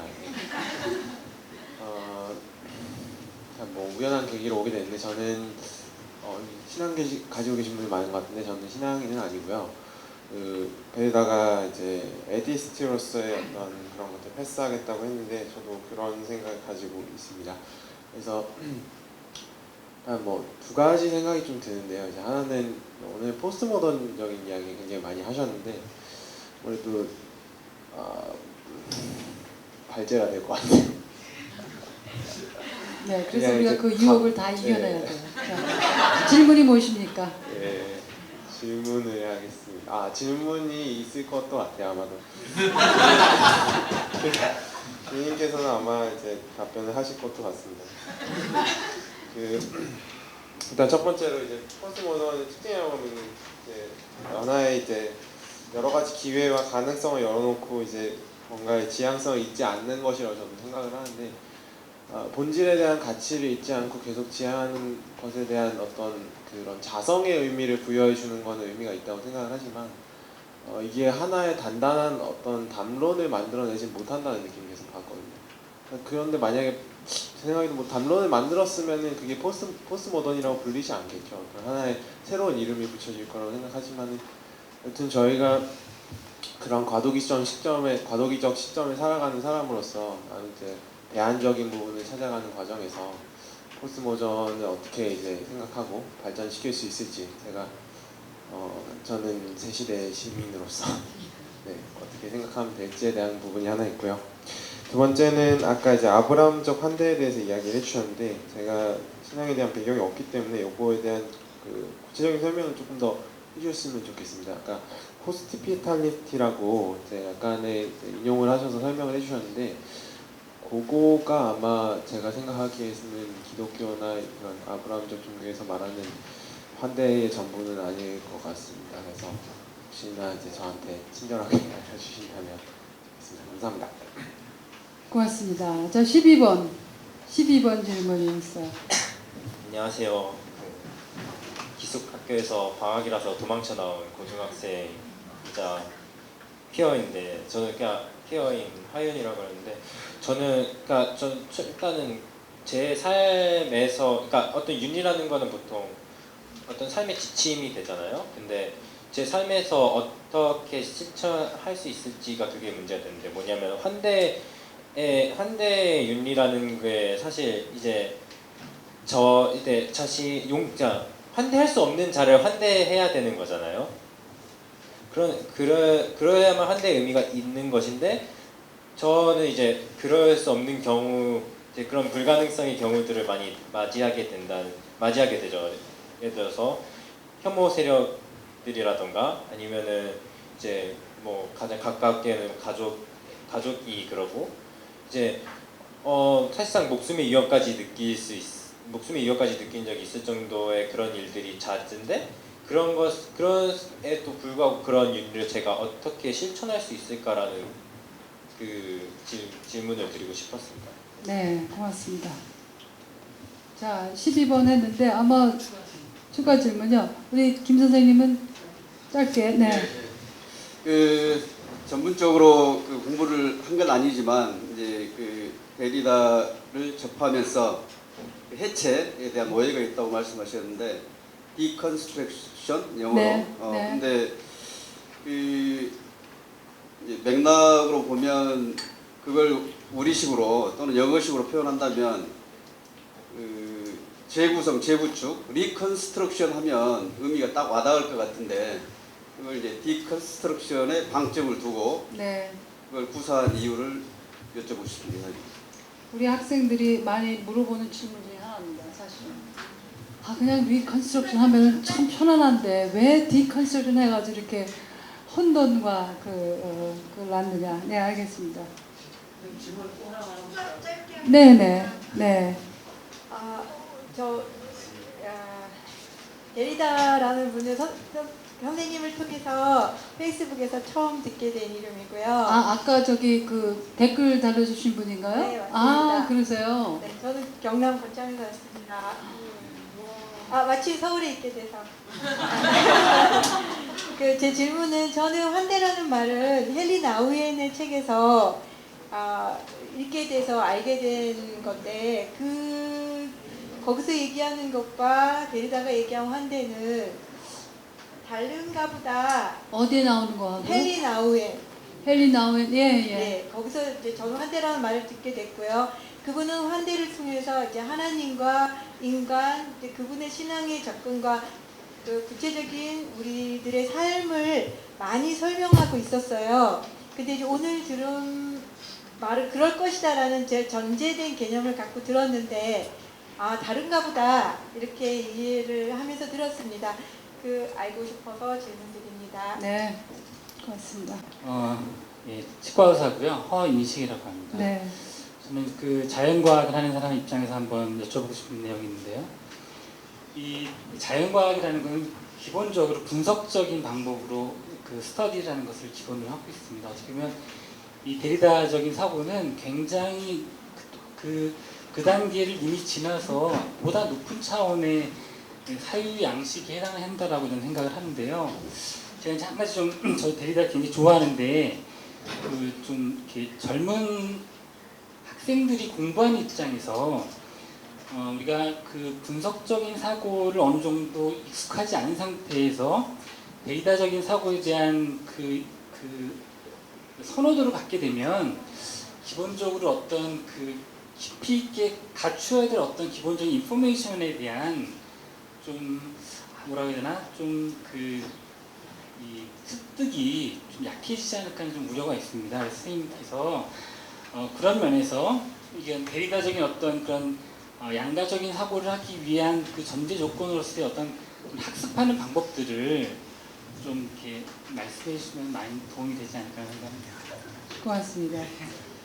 자, 질문을 굉장히 아주 흥미롭게 많은 질문들을 해주셨어요. 참 감사합니다. 질문을 들으면은 사실 제가 가장 많이 잘 학생들에게 이제 평가하는 것 중에 하나가 좋은 질문을 이제 연습하는 것, 좋은 질문하는 것을 배우는 게 배움의 가장 중요한 거라고 늘 강조합니다. 그래서 사실 배운다라고 하는 것은 어떻게 질문을 하는가라고 하는 것을 배우는 거예요. 자, 여러분들이 굉장히 좋은 질문들을 많이 하셨습니다. 제가 시간이 제한되어 있기 때문에 그냥 이렇게 보면서 몇 가지 얘기를 말씀드릴 텐데, 복합적인 사유를 하게 된 이유가 뭔가, 제가 뭐 그렇다고 1, 2, 3, 4로 다 하지는 않겠습니다. 뭐 12시까지 해도 된다면 하겠는데 그렇게는 어려울 것 같고, 그 복합적인 사유를 하게 된 경우에 아마 제 삶의 그 경험하고 굉장히 연결되어 있다고 생각을 해요. 제가 여러 나라에서 살았거든요. 한국에서 살았고, 뭐 독일, 또 미국, 영국, 다시 또 한국 와서 다시 또 미국으로 이제 갔습니다. 그러니까는 미국에 간 거가 한 3번쯤 돼요.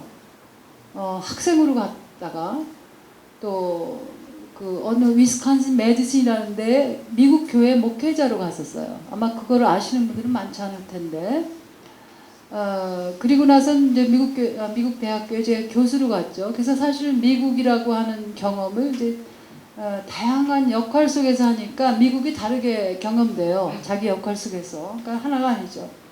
영국이라고 하는 나라도 또 굉장히 다릅니다. 같은 영어를 써도. 독일도 굉장히 달라요. 제가 사실은 개인적인 것과 이 학문적인 것이 연계되어 있다고 하는 생각을 전혀 안 했었어요.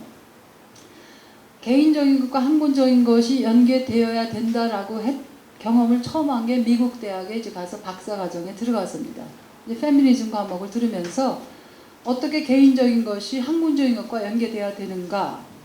이전의 전통적인 학문은 개인적인 것이 학문적인 것에 연결되면 안 됩니다. 그래서 하나의 학문성이라고 하는 것에 3가지 미스가 있어요. 하나는 객관성, 하나는 가치 중립성, 또 다른 하나는 보편성입니다. 이 3가지가 소위 학문성이라고 하는 것을 이루는 하나의 틀이었어요. 이게 이제 근대적 사유방식에서 나오는 틀이죠.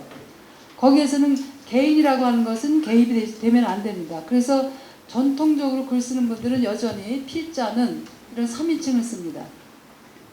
그리고 이제 그렇지만 저는 제 학생 제 글쓰기에서도 마찬가지로 저도 이제 이 1인칭을 쓸 것을 학생들에게도 반드시 강조하고 왜 그렇게 1인칭을 써야 되는가. 나라고 하는 것과 학문적인 다양한 담론들을 연계시켜야 돼요. 자, 제가 왜 소위 복합적인 사유 방식을 하게 되는가? 그거는 제 삶의 경험이 각기 다른 장에서 각기 다른 도전과 제가 연결시키다 보니까 하나의 도구 가지고는 전혀 안 돼요. 자, 제가 페미니즘을 했다고 해서 페미니즘 하나 가지고 모든 세상의 문제가 분석이 안 됩니다. 저는 늘 강조하는 게 이론이라고 하는 것은 연장이다. 연장 박스예요. 이거는 질 둘루즈라고 하는 사람도 얘기를 하고 질 둘루즈하고 그 다음에 이제 미셸 푸코하고 대담한 게 있어요. 인터뷰에. 거기 보면은 이론이라고 하는 건 뭔가? 이론은 하나의 연장이다. 그리고 이론은 하나의 실천이다. 그래서 theory is practice. 우린 전통적으로 이론하고 실천하고 이제 늘 분리시키거든요. 저는 이것을 굉장히 위험하다고 생각해요. 그래서 변혁 운동하는 사람들이 이론을 등한시할 때는 그 독선과 아집에 사로잡히고 다른 사람을 설득시키지 못합니다. 자, 그래서 이 개인적인 우리의 삶이라고 하는 게 보세요. 여기 한쪽은 무슨 심리학으로 하고 한쪽은 뭐 종교고 이렇게 살지 않잖아요. 우리 한 개인의 삶이라는 건 그냥 하나의 우주의 하나의 축소판이에요. 그래서 이 다양한 나라에서 사실 떠돌이 생활을 하다 보니까 무슨 뭐 실존 철학, 저는 사실 신학이나 이런 걸 하게 된 게 그 하나 동기부여가 된 게 실존 철학이었어요.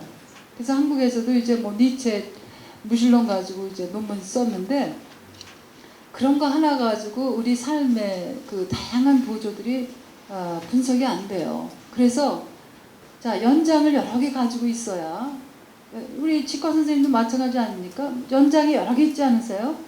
그러니까 병의 종류에 따라서 이런 연장 저런 연장을 쓰는 것처럼 똑같아요.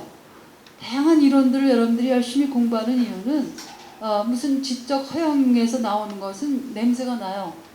저 사람은 소위 냄새가 나는구나. 우리 미국말로 하면은 you can smell the authenticity.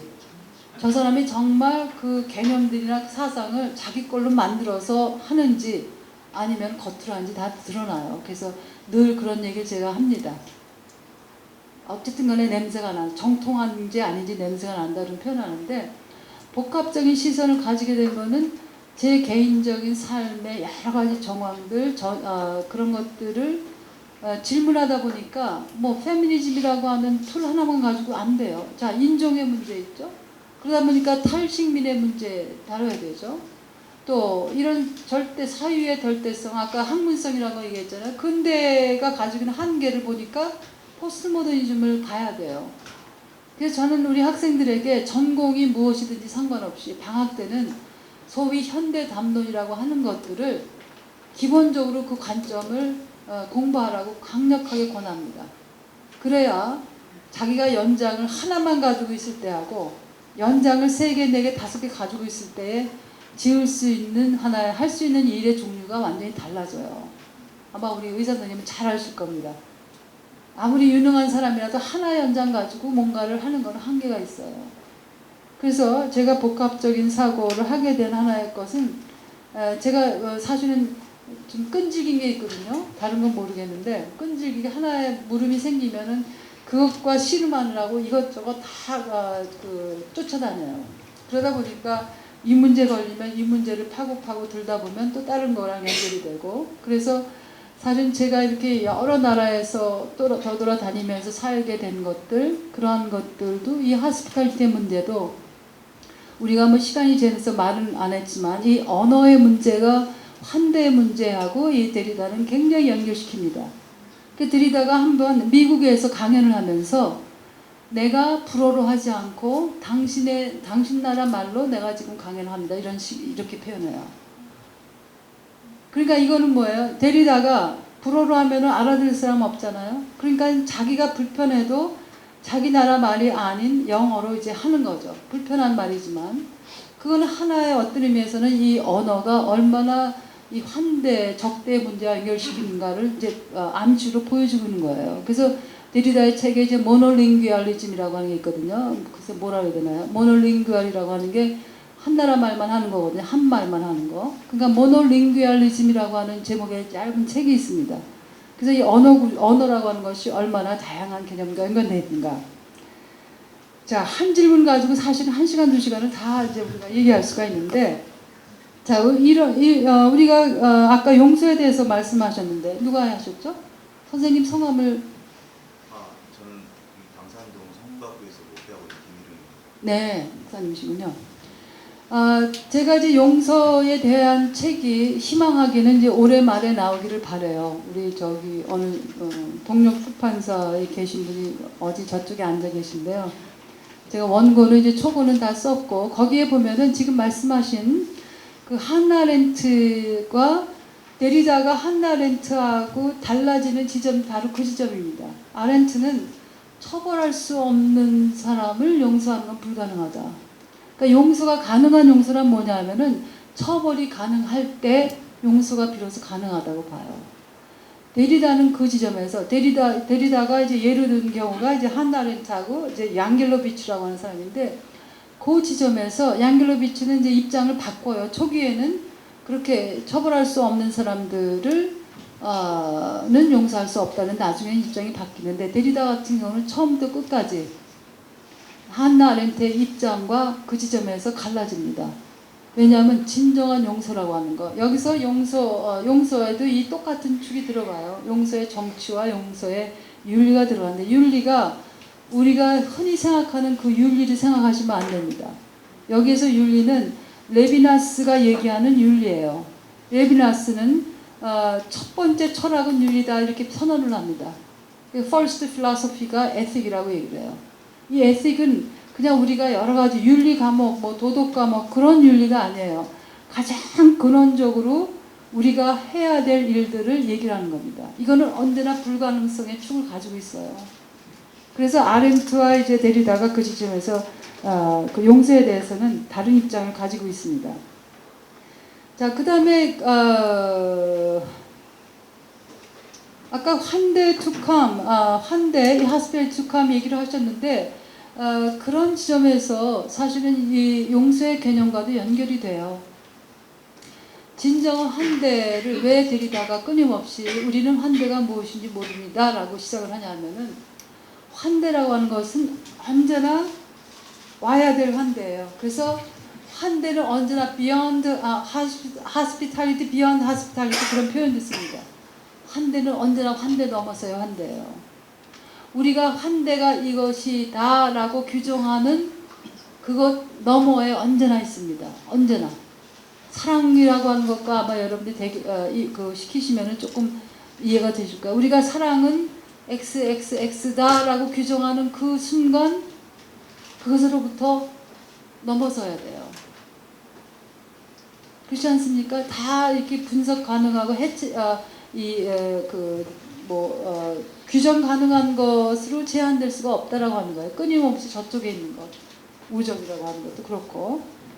자, 이 카프카, 이 데리다하고 제가 그 영어로 이제 그 카스모폴리타님 쓴 책에는 데리다하고 이제 장자하고 비교한 학자의 글들을 많이 인용했었어요. 그래서 사실 도덕경 1장에 보면은 이제 도가도 비상도 얘기 나오지 않습니까? 사실은 정확하게 이 포스트 모더니즘이나 이 해체주의 구조를 그대로 담고 있어요. 도를 도라고 규정하는 그 순간 그것은 더 이상 도가 아니다. 자, 그래서 이 데리다의 소위 이제 아포페딕 디얼러지라고 하는 개념이 있는데 뭐 부정신학 그렇게 하는데 네거티브 디얼러지 하는데 사실 그거는 부정하려고 하는 부정이 아니라 이 마이스터 에카르트라고 하는 중세 신비가가 있죠. 마이스터 에카르트의 유명한 기도가 있어요. 신이여 나는 신에게 기도한다. 신이여 내 속에서 신을 제거해달라고 나는 신에게 기도한다. I pray God to rid me of God. 그렇게 얘기를 해요. 마치 불교에서 보면은 붓다를 만나면 죽여라. 똑같은 표현이에요. 제가 칠판에다가 붓다를 인용해서 쓸 때는 학생들이 가만히 있다가 거기다가 붓다에다가 갓을 쓰니까 굉장히 약간 좀 이렇게 충격을 받더라고요. 신을 만났다고 생각하면 신을 죽여라. 그래서 이것이 사실은 그 종교 얘기에서 나오지만 God under erase라고 하는 개념이 있어요. God 이렇게 써놓잖아요. 여기다가 이렇게 합니다. 그래서 God under eraser 지우개 있잖아요. 지우개. 이게 사실은 도가도 비상도라고 하는 거예요. 가시라고 하는 또 붓다를 만나면 붓다를 죽여라. 그건 뭡니까? 당신이 생각하는 그 신을 만나면 그 신을 제거해달라. 이 마이스터의 가르침은 끊임없이 기도합니다. 나는 신에게 기도한다. 나로부터 신을 제거해달라고. 내가 신을 봤다, 알았다, 느꼈다라고 하는 그 결정하는 그 순간 그것을 없애라고 하는 거예요. 왜요? 신은 그렇게 내 사유, 유한한 사유와 인식체계 속에 제한될 수 없는 존재이기 때문에. 그러니까 신을 부정하는 게 아니라 뭐겠어요? 더 큰 신을 남겨두려고 나누는 거죠. 그러니까 예를 들어서 바다와 같은 신인데, 신이 바다라고 만약 한다면 내가 요만한 여기다가 이렇게 물 한 잔 바닷물을 떠서 이걸 받았다고 해서 이게 신이다, 절대 신이다라고 하는 그 순간 나는 이걸 깨트려 버려야 된다 하는 거죠. 이게 바로 신을 없애버리는 겁니까? 이건 사실 더 큰 신을 내가 받아들여야 된다라고 하는 것, 신이라고 하는 무한한 존재를 나의 유한한 사고의 정형 속에 가둬두지 말아야 된다라고 하는 하나의 그 역설적 표현이죠. 나는 신에게 기도한다. 내 속에 신을 제거해달라고. 사실 데리다의 해체라고 하는 개념은 바로 이런 거하고 유사해요. 바닷물과 같은 그 무한한 어떤 그 존재들을 내가 이렇게 들어가지고 이거다라고 정형화하는 그 순간 바로 그것이 다양한 배제, 차별을 정당화시키는 거죠. 그래서 여기에 동조하지 않는 사람은 뭐예요? 이단이에요. 저주하고 지옥 가고. 자, 신이 어떻게 한 종교가 신을 독점할 수 없어요.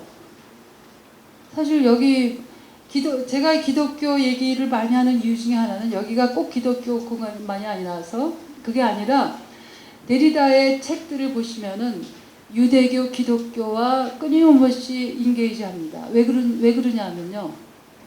서양 문명이라고 하는 것, 서구 문명이라고 하는 것을 이해하기 위해서는 역사가들은 서구 문명의 두 가지 파운딩 메타포가 있다고 얘기합니다. 하나는 아리스토텔레스의 철학이고 또 다른 하나는 유대 기독교예요. 그러니까 유대 기독교라고 하는 것이 종교적으로 지금 세계적으로 무슨 우월해서 제가 유대 기독교를 얘기하는 게 아니라 데리다가 끊임없이 그것과 연계를 하는데 이유는 뭐냐면 그만큼 서구 세계의 이 근원을 마련한 거가 유대 기독교라고 하는 거기 때문에 그래서 유대 기독교 얘기를 많이 합니다. 그래서 데리다가 아브라함적 환대라든지 또 여러 가지 성서의 얘기들을 예수가 얘기하는 왜 예수는 수동태를 썼을까? I라고 하는 걸 왜 안 썼을까? 그래서 이 I가 입시티라고 하거든요. 입시티. 소위 I에다가 이제 니스 동사형을 만드는 건데 이 입시티라고 하는 거가 어떻게 통치 권력을 행사하는 하나의 표현이 될까? 그걸 예수로부터 받아들인 이유는 바로 이 기독교라고 하는 것, 유대교라고 하는 이 근원들이 서구 문명에서 떼놓을 수가 없어요. 그리고 이 서구는 지금 소위 이 세계 속에서 보편성을 획득하고 있습니다. 그래서 문제는 서구냐 탈서구냐가 질문이 되어서는 이제 안 돼요. 우리가 지금 많이 빠질 수 있는 것 중에 하나가 지금 한국적인 것이냐 무슨 아시아적인 것이냐 서구적인 것이냐 제가 작년에 어떤 신문사하고 인터뷰를 하는데 한국적인 무슨 신학 이런 거 하려면 어떻게 해야 되느냐 그런 질문을 기자가 하더라고요. 어느 신문하고인지 잊어버렸는데 그래서 저는 우리가 그 질문 자체를 다시 생각해야 된다. 왜냐하면 더 이상 우리가 경계를 그을 수가 없어요. 어디까지가 한국적이고 어디까지가 세계적인 서구적인 것인가. 자, 여기 지금 여러분들 소위 우리 서구적인 옷을 다 입고 서구적인 테크놀로지, 서구적인 이 앉아있는 양태로 다 지금 있지 않습니까? 한국적인 것이 무엇일까를 추구하는 그 시간의 그 에너지에 우리는 뭘 생각해야 되냐면은 어떻게 종교가 한국 사회의 정의, 평등, 평화를 더 확장하는 데에 종교가 기여할 것인가 이런 질문에 집착을 해야지 한국적 신학, 무슨 아시아적 신학을 어떻게 해야 되느냐? 이미 그 질문 자체는 다양한 문제성을 가지고 있어요. 왜냐하면 아무도 한국적의 내용이 무엇인지 규정할 수 없습니다. 아시아적이 무엇이어야 되느냐? 아시아 인구가 세계 인구의 60%예요. 무엇을 아시아적이라고 할 것이냐? 저는 이 문제 가지고 참으로 오랫동안 뭐 독일에서, 영국에서, 미국에서 그런 질문과 그런 걸 많이 하기 때문에 굉장히 오랫동안 씨름을 했고 그것 때문에 이제 포스트콜로니얼리즘이라든지 포스트모더니즘을 다양하게 봤어요. 자, 그런 의미에서 보자면은 사실은 우리가 가지고 있는 하나의 그 의식들을 저는 데리다가 굉장히 중요한 이유가 아까 선생님 얘기하신 거하고 연결이 되는데 데리다를 공부하는 사람들의 제가 이제 우리 학생들을 관찰해 보면 굉장히 똑똑해져요. 아무것도 그냥 지나치지 않습니다. 그러니까 어떻게 보면 자연과학적 공부할 수 있는 굉장히 중요한 하나의 눈이 생겨요. 자, 예를 들어서 제가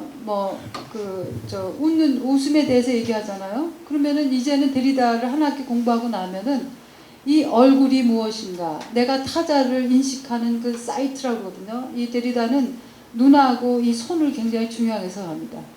왜냐하면 이 눈과 손이야말로 내가 타자를 인식하는 하나의 사이트라고 표현해요. 사이트 뭐라고 하시겠어요? 뭐 장이다. 왜냐하면 눈으로 내가 타자를 보잖아요. 그런데 어떤 사람은 그럼 장님은 어떡하냐? 여기서 눈이라고 하는 것은 데리다에게서는 하나의 이 물리적인 것이기도 하면서 육체적인 것이기도 하면서 동시에 하나의 굉장히 중요한 메타포예요. 또 이 타칭이라고 하는 것, 이것은 하나의 그 경험적이기도 하고 메타포이기도 합니다. 내가 타치한다. 자, 우리 악수해 볼까요? 내가 이렇게 타자를 이렇게 타치하잖아. 여기서 뭐가 생겨요? 내가 강남순의 손이 우리 최 선생님의 손을 잡음으로써 타치함으로써 이 존재를 인식하게 되는 하나의 사이트가 돼요. 자, 이게 철학자들이 이렇게 표현합니다. 내가 너의 존재를 인식하게 되는 사이트다. 자, 이렇게 철학자들은 표현하고 우리는 내가 누군가를 이렇게 만질 때 거기에서 나는 비로소 너의 존재를 내가 느끼게 되는 거예요. 그래서 저는 우리 학생들에게 가능하면 많이 이렇게 허그도 해주고 아까 제가 우리 가는 학생 보셨죠? 이 학생한테만 하지 않아요. 저라고 같이 공부한 사람들은 왜냐하면 공부를 오랫동안 논문 쓰고 뭐 그러다 보면은 그 얼마나 뭐 어렵게 고생하는 게 얼마나 많습니까? 저분은 막 몸도 많이 아팠었는데 막 그만두겠다고 박사 논문 쓰는 거 그만두겠다는 거 제가 긴 편지를 보내가지고 하라고 굉장히 큰 수술을 하면서도 이제 논문을 끝냈는데 그런 걸 보면은 그냥 이렇게 그러면 가르친다는 게 무슨 뭐 이론적으로 하면 되지 않아요. 격려해주고 싶고 또 이렇게 뭐라 할까요? 인정해주고 싶고 그게 바로 사람이 이 얼굴을 보고 타치해주고 그런 거거든요. 그러니까는 사실 데리다 공부하면서 제가 이 처음하고 끝을 학생들 보면은 사람은 똑같은데 이 공유하는 언어들이 생기면서 다른 사람들은 슥슥 넘어가는 것들을 이 학생은 다 끄집어내요. 그래서 고등학생들이 데리다를 공부하면 참 저는 공부 또 잘하는 똑똑한 학생 될 거라고 생각해요. 데리다가 16살 때 공부한 걸 보니까 그 공부의 범주가 엄청납니다. 그 16살에. 그러니까 그 이전에도 얼마나 했겠어요. 하여튼 그 옛날부터 소크라테스, 칸트, 플라톤, 정신분석학 다 공부하고 있어요. 그것도 깨알 같은 글씨로 얼마나 치밀하게. 그 사람은 이 보관하는 거요. 여기 아카이브 피버라고 하는 책도 있는데 아카이브가 왜 기록 보관하는 거잖아요. 이 사람은 모든 것을 모아놨습니다.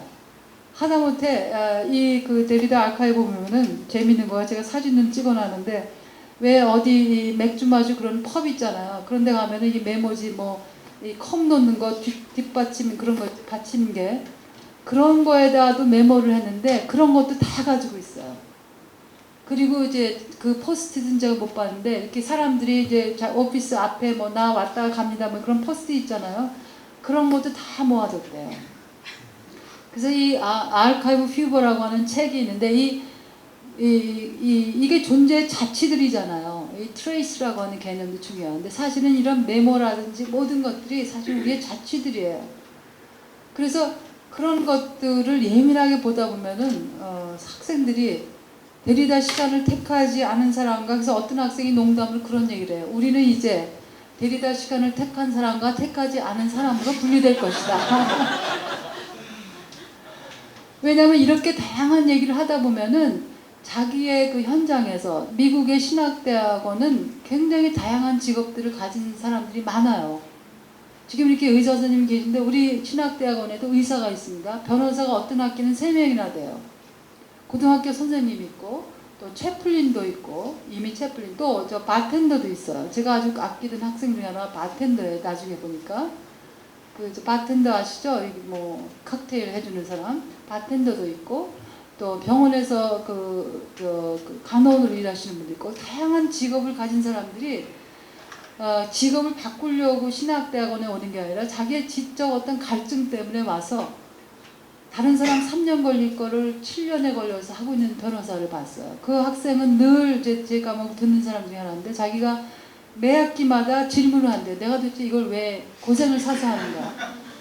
이번 학기는 하지 말까? 그 질문을 끊임없이 하면서도 여전히 등록하고 있는 자기 자신을 본다. 이건 뭐 번역체 뭐 I found myself registering 그러고 표현하는데 그런 다양한 사람들이 와가지고 첫 번에 그 질문하는 방식이나 보는 방식하고 학기 말에 그 학생하고 굉장히 달라요. 왜냐하면 이 보기 방식을 mode of seeing이라고 그러죠. 보기 방식 또 읽는 방식을 다르게 합니다. 그래서 옛날 같으면 그냥 지나쳤을 문장들을 자 우리는 환대가 무엇인지 모른다. 옛날 같으면 저게 지금 무슨 소리 하는 거야 그럴 텐데 이제는 여기에서 우리는 누구인가? 왜 환대를 어떻게 규정할 것인가? 또 모른다에서 안다와 모른다의 경계는 어떻게 규정할 것인가? 이렇게 따지기 시작을 해요. 모든 문장에서. 그러니까는 그 학생들이 자기들의 장에서 사실은 데리다를 통해서 굉장히 다른 눈이 생겼다. 그래서 mode of reading, 뭐 mode of seeing 그런 표현을 합니다. 자, 사실 그 여러분들이 많은 그 질문들을 해주셨는데 제가 이제 이렇게 여러 가지 얘기를 한 거에서 많이 포함이 됐다고 생각해요. 다만 이제 마지막에 해주신 거 왜 컨스트럭션, 디컨스트럭션이라고 하지 말고 리컨스트럭션이라고 하면 좋지 않았을까 생각하는데 여기는 중요한 하나의 단서가 있습니다. 왜 리컨스트럭션과 다른지. 자, 왜냐하면은 자, 이것만 하나 하고 제가 끝마쳐야 우리 최 선생님도 집에 가시겠죠? 네. 이거는 중요한 거기 때문에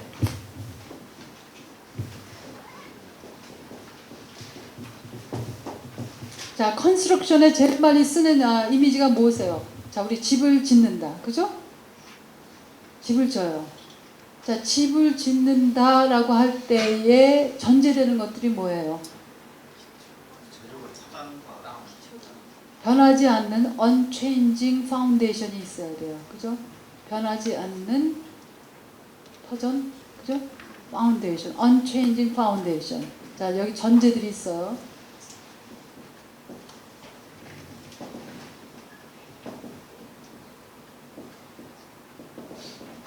이게 바로 근대적 사유 방식이에요. 자, 진리, 신, 주체성, 거기에는 변하지 않는 하나의 터전이 있다. 그래서 이 근대적 사유 방식의 하나로 이제 파운데이셔널리즘 합니다. 파운데이셔널리즘. 흔들지 않는 기초가 있다. 자, 컨스트럭션 하기 위해서는 이렇게 집을 하나의 메타포로 쓴다면은 이 집을 건물을 짓기 위해서는 여기 기초 공사를 잘해야 되잖아요. 흔들리지 말아야 돼요. 자, 그래서 새 집을 짓기 위해서 이 집을 헐고 다시 그러면 리컨스트럭션 한다? 이 패턴을 반복할 수밖에 없어요. 왜냐하면 이미 컨스트럭션이라고 하는 것은 자, 고정성, 픽세이션. 자, 이거는 제가 학문적인 용어로 쓰는 겁니다. 픽세이션. 픽스를 해야 돼요. 파운데이셔널리즘, 픽세이션. 그 다음에 여기서 이제 이센셜리즘이 있습니다.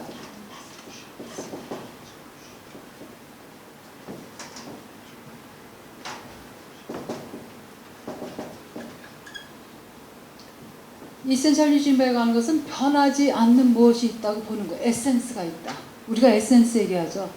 예를 들어서 남성과 여성의 어떤 뭐 바이올로지컬 이센셜리즘 그러면 뭐냐면은 남성과 여성은 그야말로 남성은 남성대로 절대 변하지 않은 어떤 것이 있고 여자는 여자대로 절대 변하지 않은 어떤 것이 있다라고 주장하는 것이 바로 바이올로지컬 이센셜리즘이라고 해요. 또 문화적으로도 아시아 문화는 서구 문화가 가지고 있지 않은 어떤 것을 가지고 있다 주장하는 것은 컬처럴, 문화적 본질주의라고 얘기합니다. 컬처럴 이센셜리즘. 자, 이런 이센셜리즘이 가지고 있는 문제는 뭐냐면 변하지 않는 그 무엇이 있다고 얘기하는 그 지식이 늘상 지배자, 권력이 많은 사람들에서 규정됩니다. 예를 들어서 여자에게는 변하지 않는 어떤 것이 있다. 누가 규정했겠어요? 남성들이 규정해요. 여자는 언제나 부드럽고, 그죠? 덜 이기적이고, 언제나 케어링하고 돌보고, 이게 여자의 변하지 않는 생물학적 본질성이라고 얘기를 해왔습니다. 이것이 바로 여성이 가지고 있는 한 인간으로서 가지고 있는 다층적 구조들을 다 억눌러 왔어요. 자, 그래서 이런 이센셜리즘은 여기에다 다시 이 리를 붙인다고 해도 여전히 컨스트럭션이라고 하는 것이 기초하고 있는 이러한 틀들을 벗어나기 어렵습니다. 여기다 D를 할 때는 자, 아까 도가도 비상도처럼 정형화시키고 고정시키려고 하는 그 유혹을 받는 그 순간에 노 하는 겁니다. 그러니까 리가 아니에요. 다시 옛날로 돌아가서 멋지게 새집 짓자가 아니에요. 집 짓기라고 하는 것은 자, 여러분들이 그렇다고 해서 그러면은 해체는 집 하나도 짓지 말자는 거냐, 이거는 비유를 잘못 이해하신 거예요. 해체라고 하는 것은 이 디컨스트럭션은 하나의 방법론이 아닙니다. 이론이 아니에요. 이 데리다가 늘 강조하는 게 이것은 메소덜러지도 아니고 티오리도 아니다. 이것은 하나의 어떤 읽기 방식이다. 보기 방식이다. 이것은 사랑이 없이는 불가능하다 라고 얘기를 합니다. 그래서 어떤 사람은 deconstruction is the work of love라고 규정을 하기도 해요. 이 데리다 전문가 중에 한 사람은 그렇게 표현합니다. deconstruction is the work of love. 사랑의 그 존재에 대한 사랑이 없으면, 끊임없는 사랑이 없으면 해체는 불가능해요. 왜냐하면은 고정시키는 것이 훨씬 편하거든요. 끊임없이 이 차연을 본다라고 하는 것, 차연의 그 공간을 남겨둔다라고 하는 것은 어떻게 보면 굉장히 피곤한 거예요. 그냥 나는 이제 너 알아 그러고 고정시키고 싶은데 끊임없이 내가 안다고 생각하는 너는 너가 다가 아니야. 내가 모르는 당신이 있어. 사실 얼마나 피곤한 겁니까? 저는 그래서 학생들에게도 늘 제가 좋은 선생이 하나의 모습은 뭐냐면은 액티브 포게팅이라고 해요. 당신이 이번 학기에 지난 학기에도 4시간 들어왔고 계속 따라다니는 학생이 한 몇 명 있거든요. 그러면 내가 늘 우리 자기소개할 때 그러죠. 나는 당신 모른다. I do not know you. 그렇게 얘기를 해요. 그리고 당신도 나를 안다고 생각하지 말라. 그렇게 얘기를 해요. 왜냐하면 내가 저 학생을 내가 안다고 하는 것은 이전 학기에 그 학생에 대한 내 제한된 경험 가지고 고착시키려고 하는 그런 유혹이 있어요. 선생이면 하면 학생 다 알아. 그래서 저는 이 학생이라고 하는 이 캐터고리 자체를 끊임없이 경계를 합니다. 학생이라고 하는 범주라고 하는 건 사실 굉장히 폭력적이에요. 제가 여러분들을 여기 방청객 이러고 하면은 거기에서 뭐가 있냐면은 여러분들의 그 다양성과 다중성을 제가 청중이라고 하는 하나의 캐터고리로서 총체화시키는 거예요. 토달라이제이션. 이게 이제 학자들이 쓰는, 포스트모덤에 쓰는 이런 용어들이 사실은 이런 거를 얘기하는 겁니다. 예를 들어서 아동, 어른. 저는 이런 경계들에 대해서 다 문제가 있다고 봐요. 아이 그러면 어른들은 무조건 다 반말해버리고, 그래서 아이들 동시 그러면은 애들은 다 이쁘게 아름다운 것만 써야 돼. 그래서 우리 한창 잔혹동시 논란이 있지 않았습니까? 그래서 제가 거기에 이제 이미 잔혹한 세상을 만들어 놓고서 그 잔혹한 세상에서 하고 소리치고 아프다 그러는데 어른들이 아이가 아이답지 못하게 이렇게 끔찍한 동시를 쓰냐. 그래서 잔혹동시라고 굉장히 폭력을 가합니다. 제가 그래서 그거에 대해서 글을 써서 그 시인의 이제 아버님하고 그 아버님이 연락을 해와서 제가 알게 됐는데, 사실은 이러한 그 해체라든지 포스트모더니즘이라는 이런 것이 여러분들이 그냥 머리 사변 속에서가 아니라 신문을 보시면서 방송을 보시면서 여러분들이 관계를 하면서 적용시켜 보세요. 자, 아이라고 하는 것, 뭐 어른이라고 하는 것, 학생이라고 하는 것, 교수라고 하는 것, 이런 총체적 레이블이라고 하는 것은 언제나 폭력의 가능성에 노출되어 있습니다. 해체는, 데리다의 해체는 그 대상들에 대한 끊임없인 애정을 가지고 있기 때문에 당신의 존재는 하나 규정될 수 있는 존재가 아니다라고 하는 것을 끊임없이 선언하는 거예요. 그렇잖아요. 내가 여러분들을 2시간, 3시간 만났다고 해서 여러분들이 혹시 저를, 강남순이 이제 다 알아. 그건 저에 대한 하나의 애정이 결핍된 거예요. 그렇잖아요. 끊임없이 강남순을 3시간 동안 만났지만 여전히 알지 못하는 강남순이 남아있다라고 하는 하나의 공백을 끊임없이 놔둬야, non-knowing의 공간을 놔둬야 우리의 관계가 하나의 생명력 있는 관계가 됩니다. 그거는 뭐 부모와 자식 간의 관계도 그렇고 친구와 친구 사이, 결혼관계, 무슨 여러 가지 관계에 똑같이 적용돼요. 그래서 저는 끊임없이 학생들에게 이 액티브 포게팅이 뭔가, 타자를 향할 때 그것이 사실은 이런 해체라고 하는 것 혹은 디퍼랑스라고 하는 차연의 구조들과 다 연결이 됩니다. 자, 제가 더 하고 싶지만 여러 가지 그 몇 시간 동안 7시부터 지금 3시간 반 동안 대부분의 분들이 거의 졸지도 않으시고 집중해서 이렇게 함께 해서 정말 반갑습니다. 내일 오실 분도 있고 못 오실 분도 있으시겠지만 내일은 이제 오늘하고 연결돼서 종교라고 하는 것, 또 religion without religion이라고 하는 게 이제 데리다에게서는 어떤 의미인가, 그거를 내일은 조금 더 구체적으로 얘기를 하겠습니다. 정말 수고하셨습니다.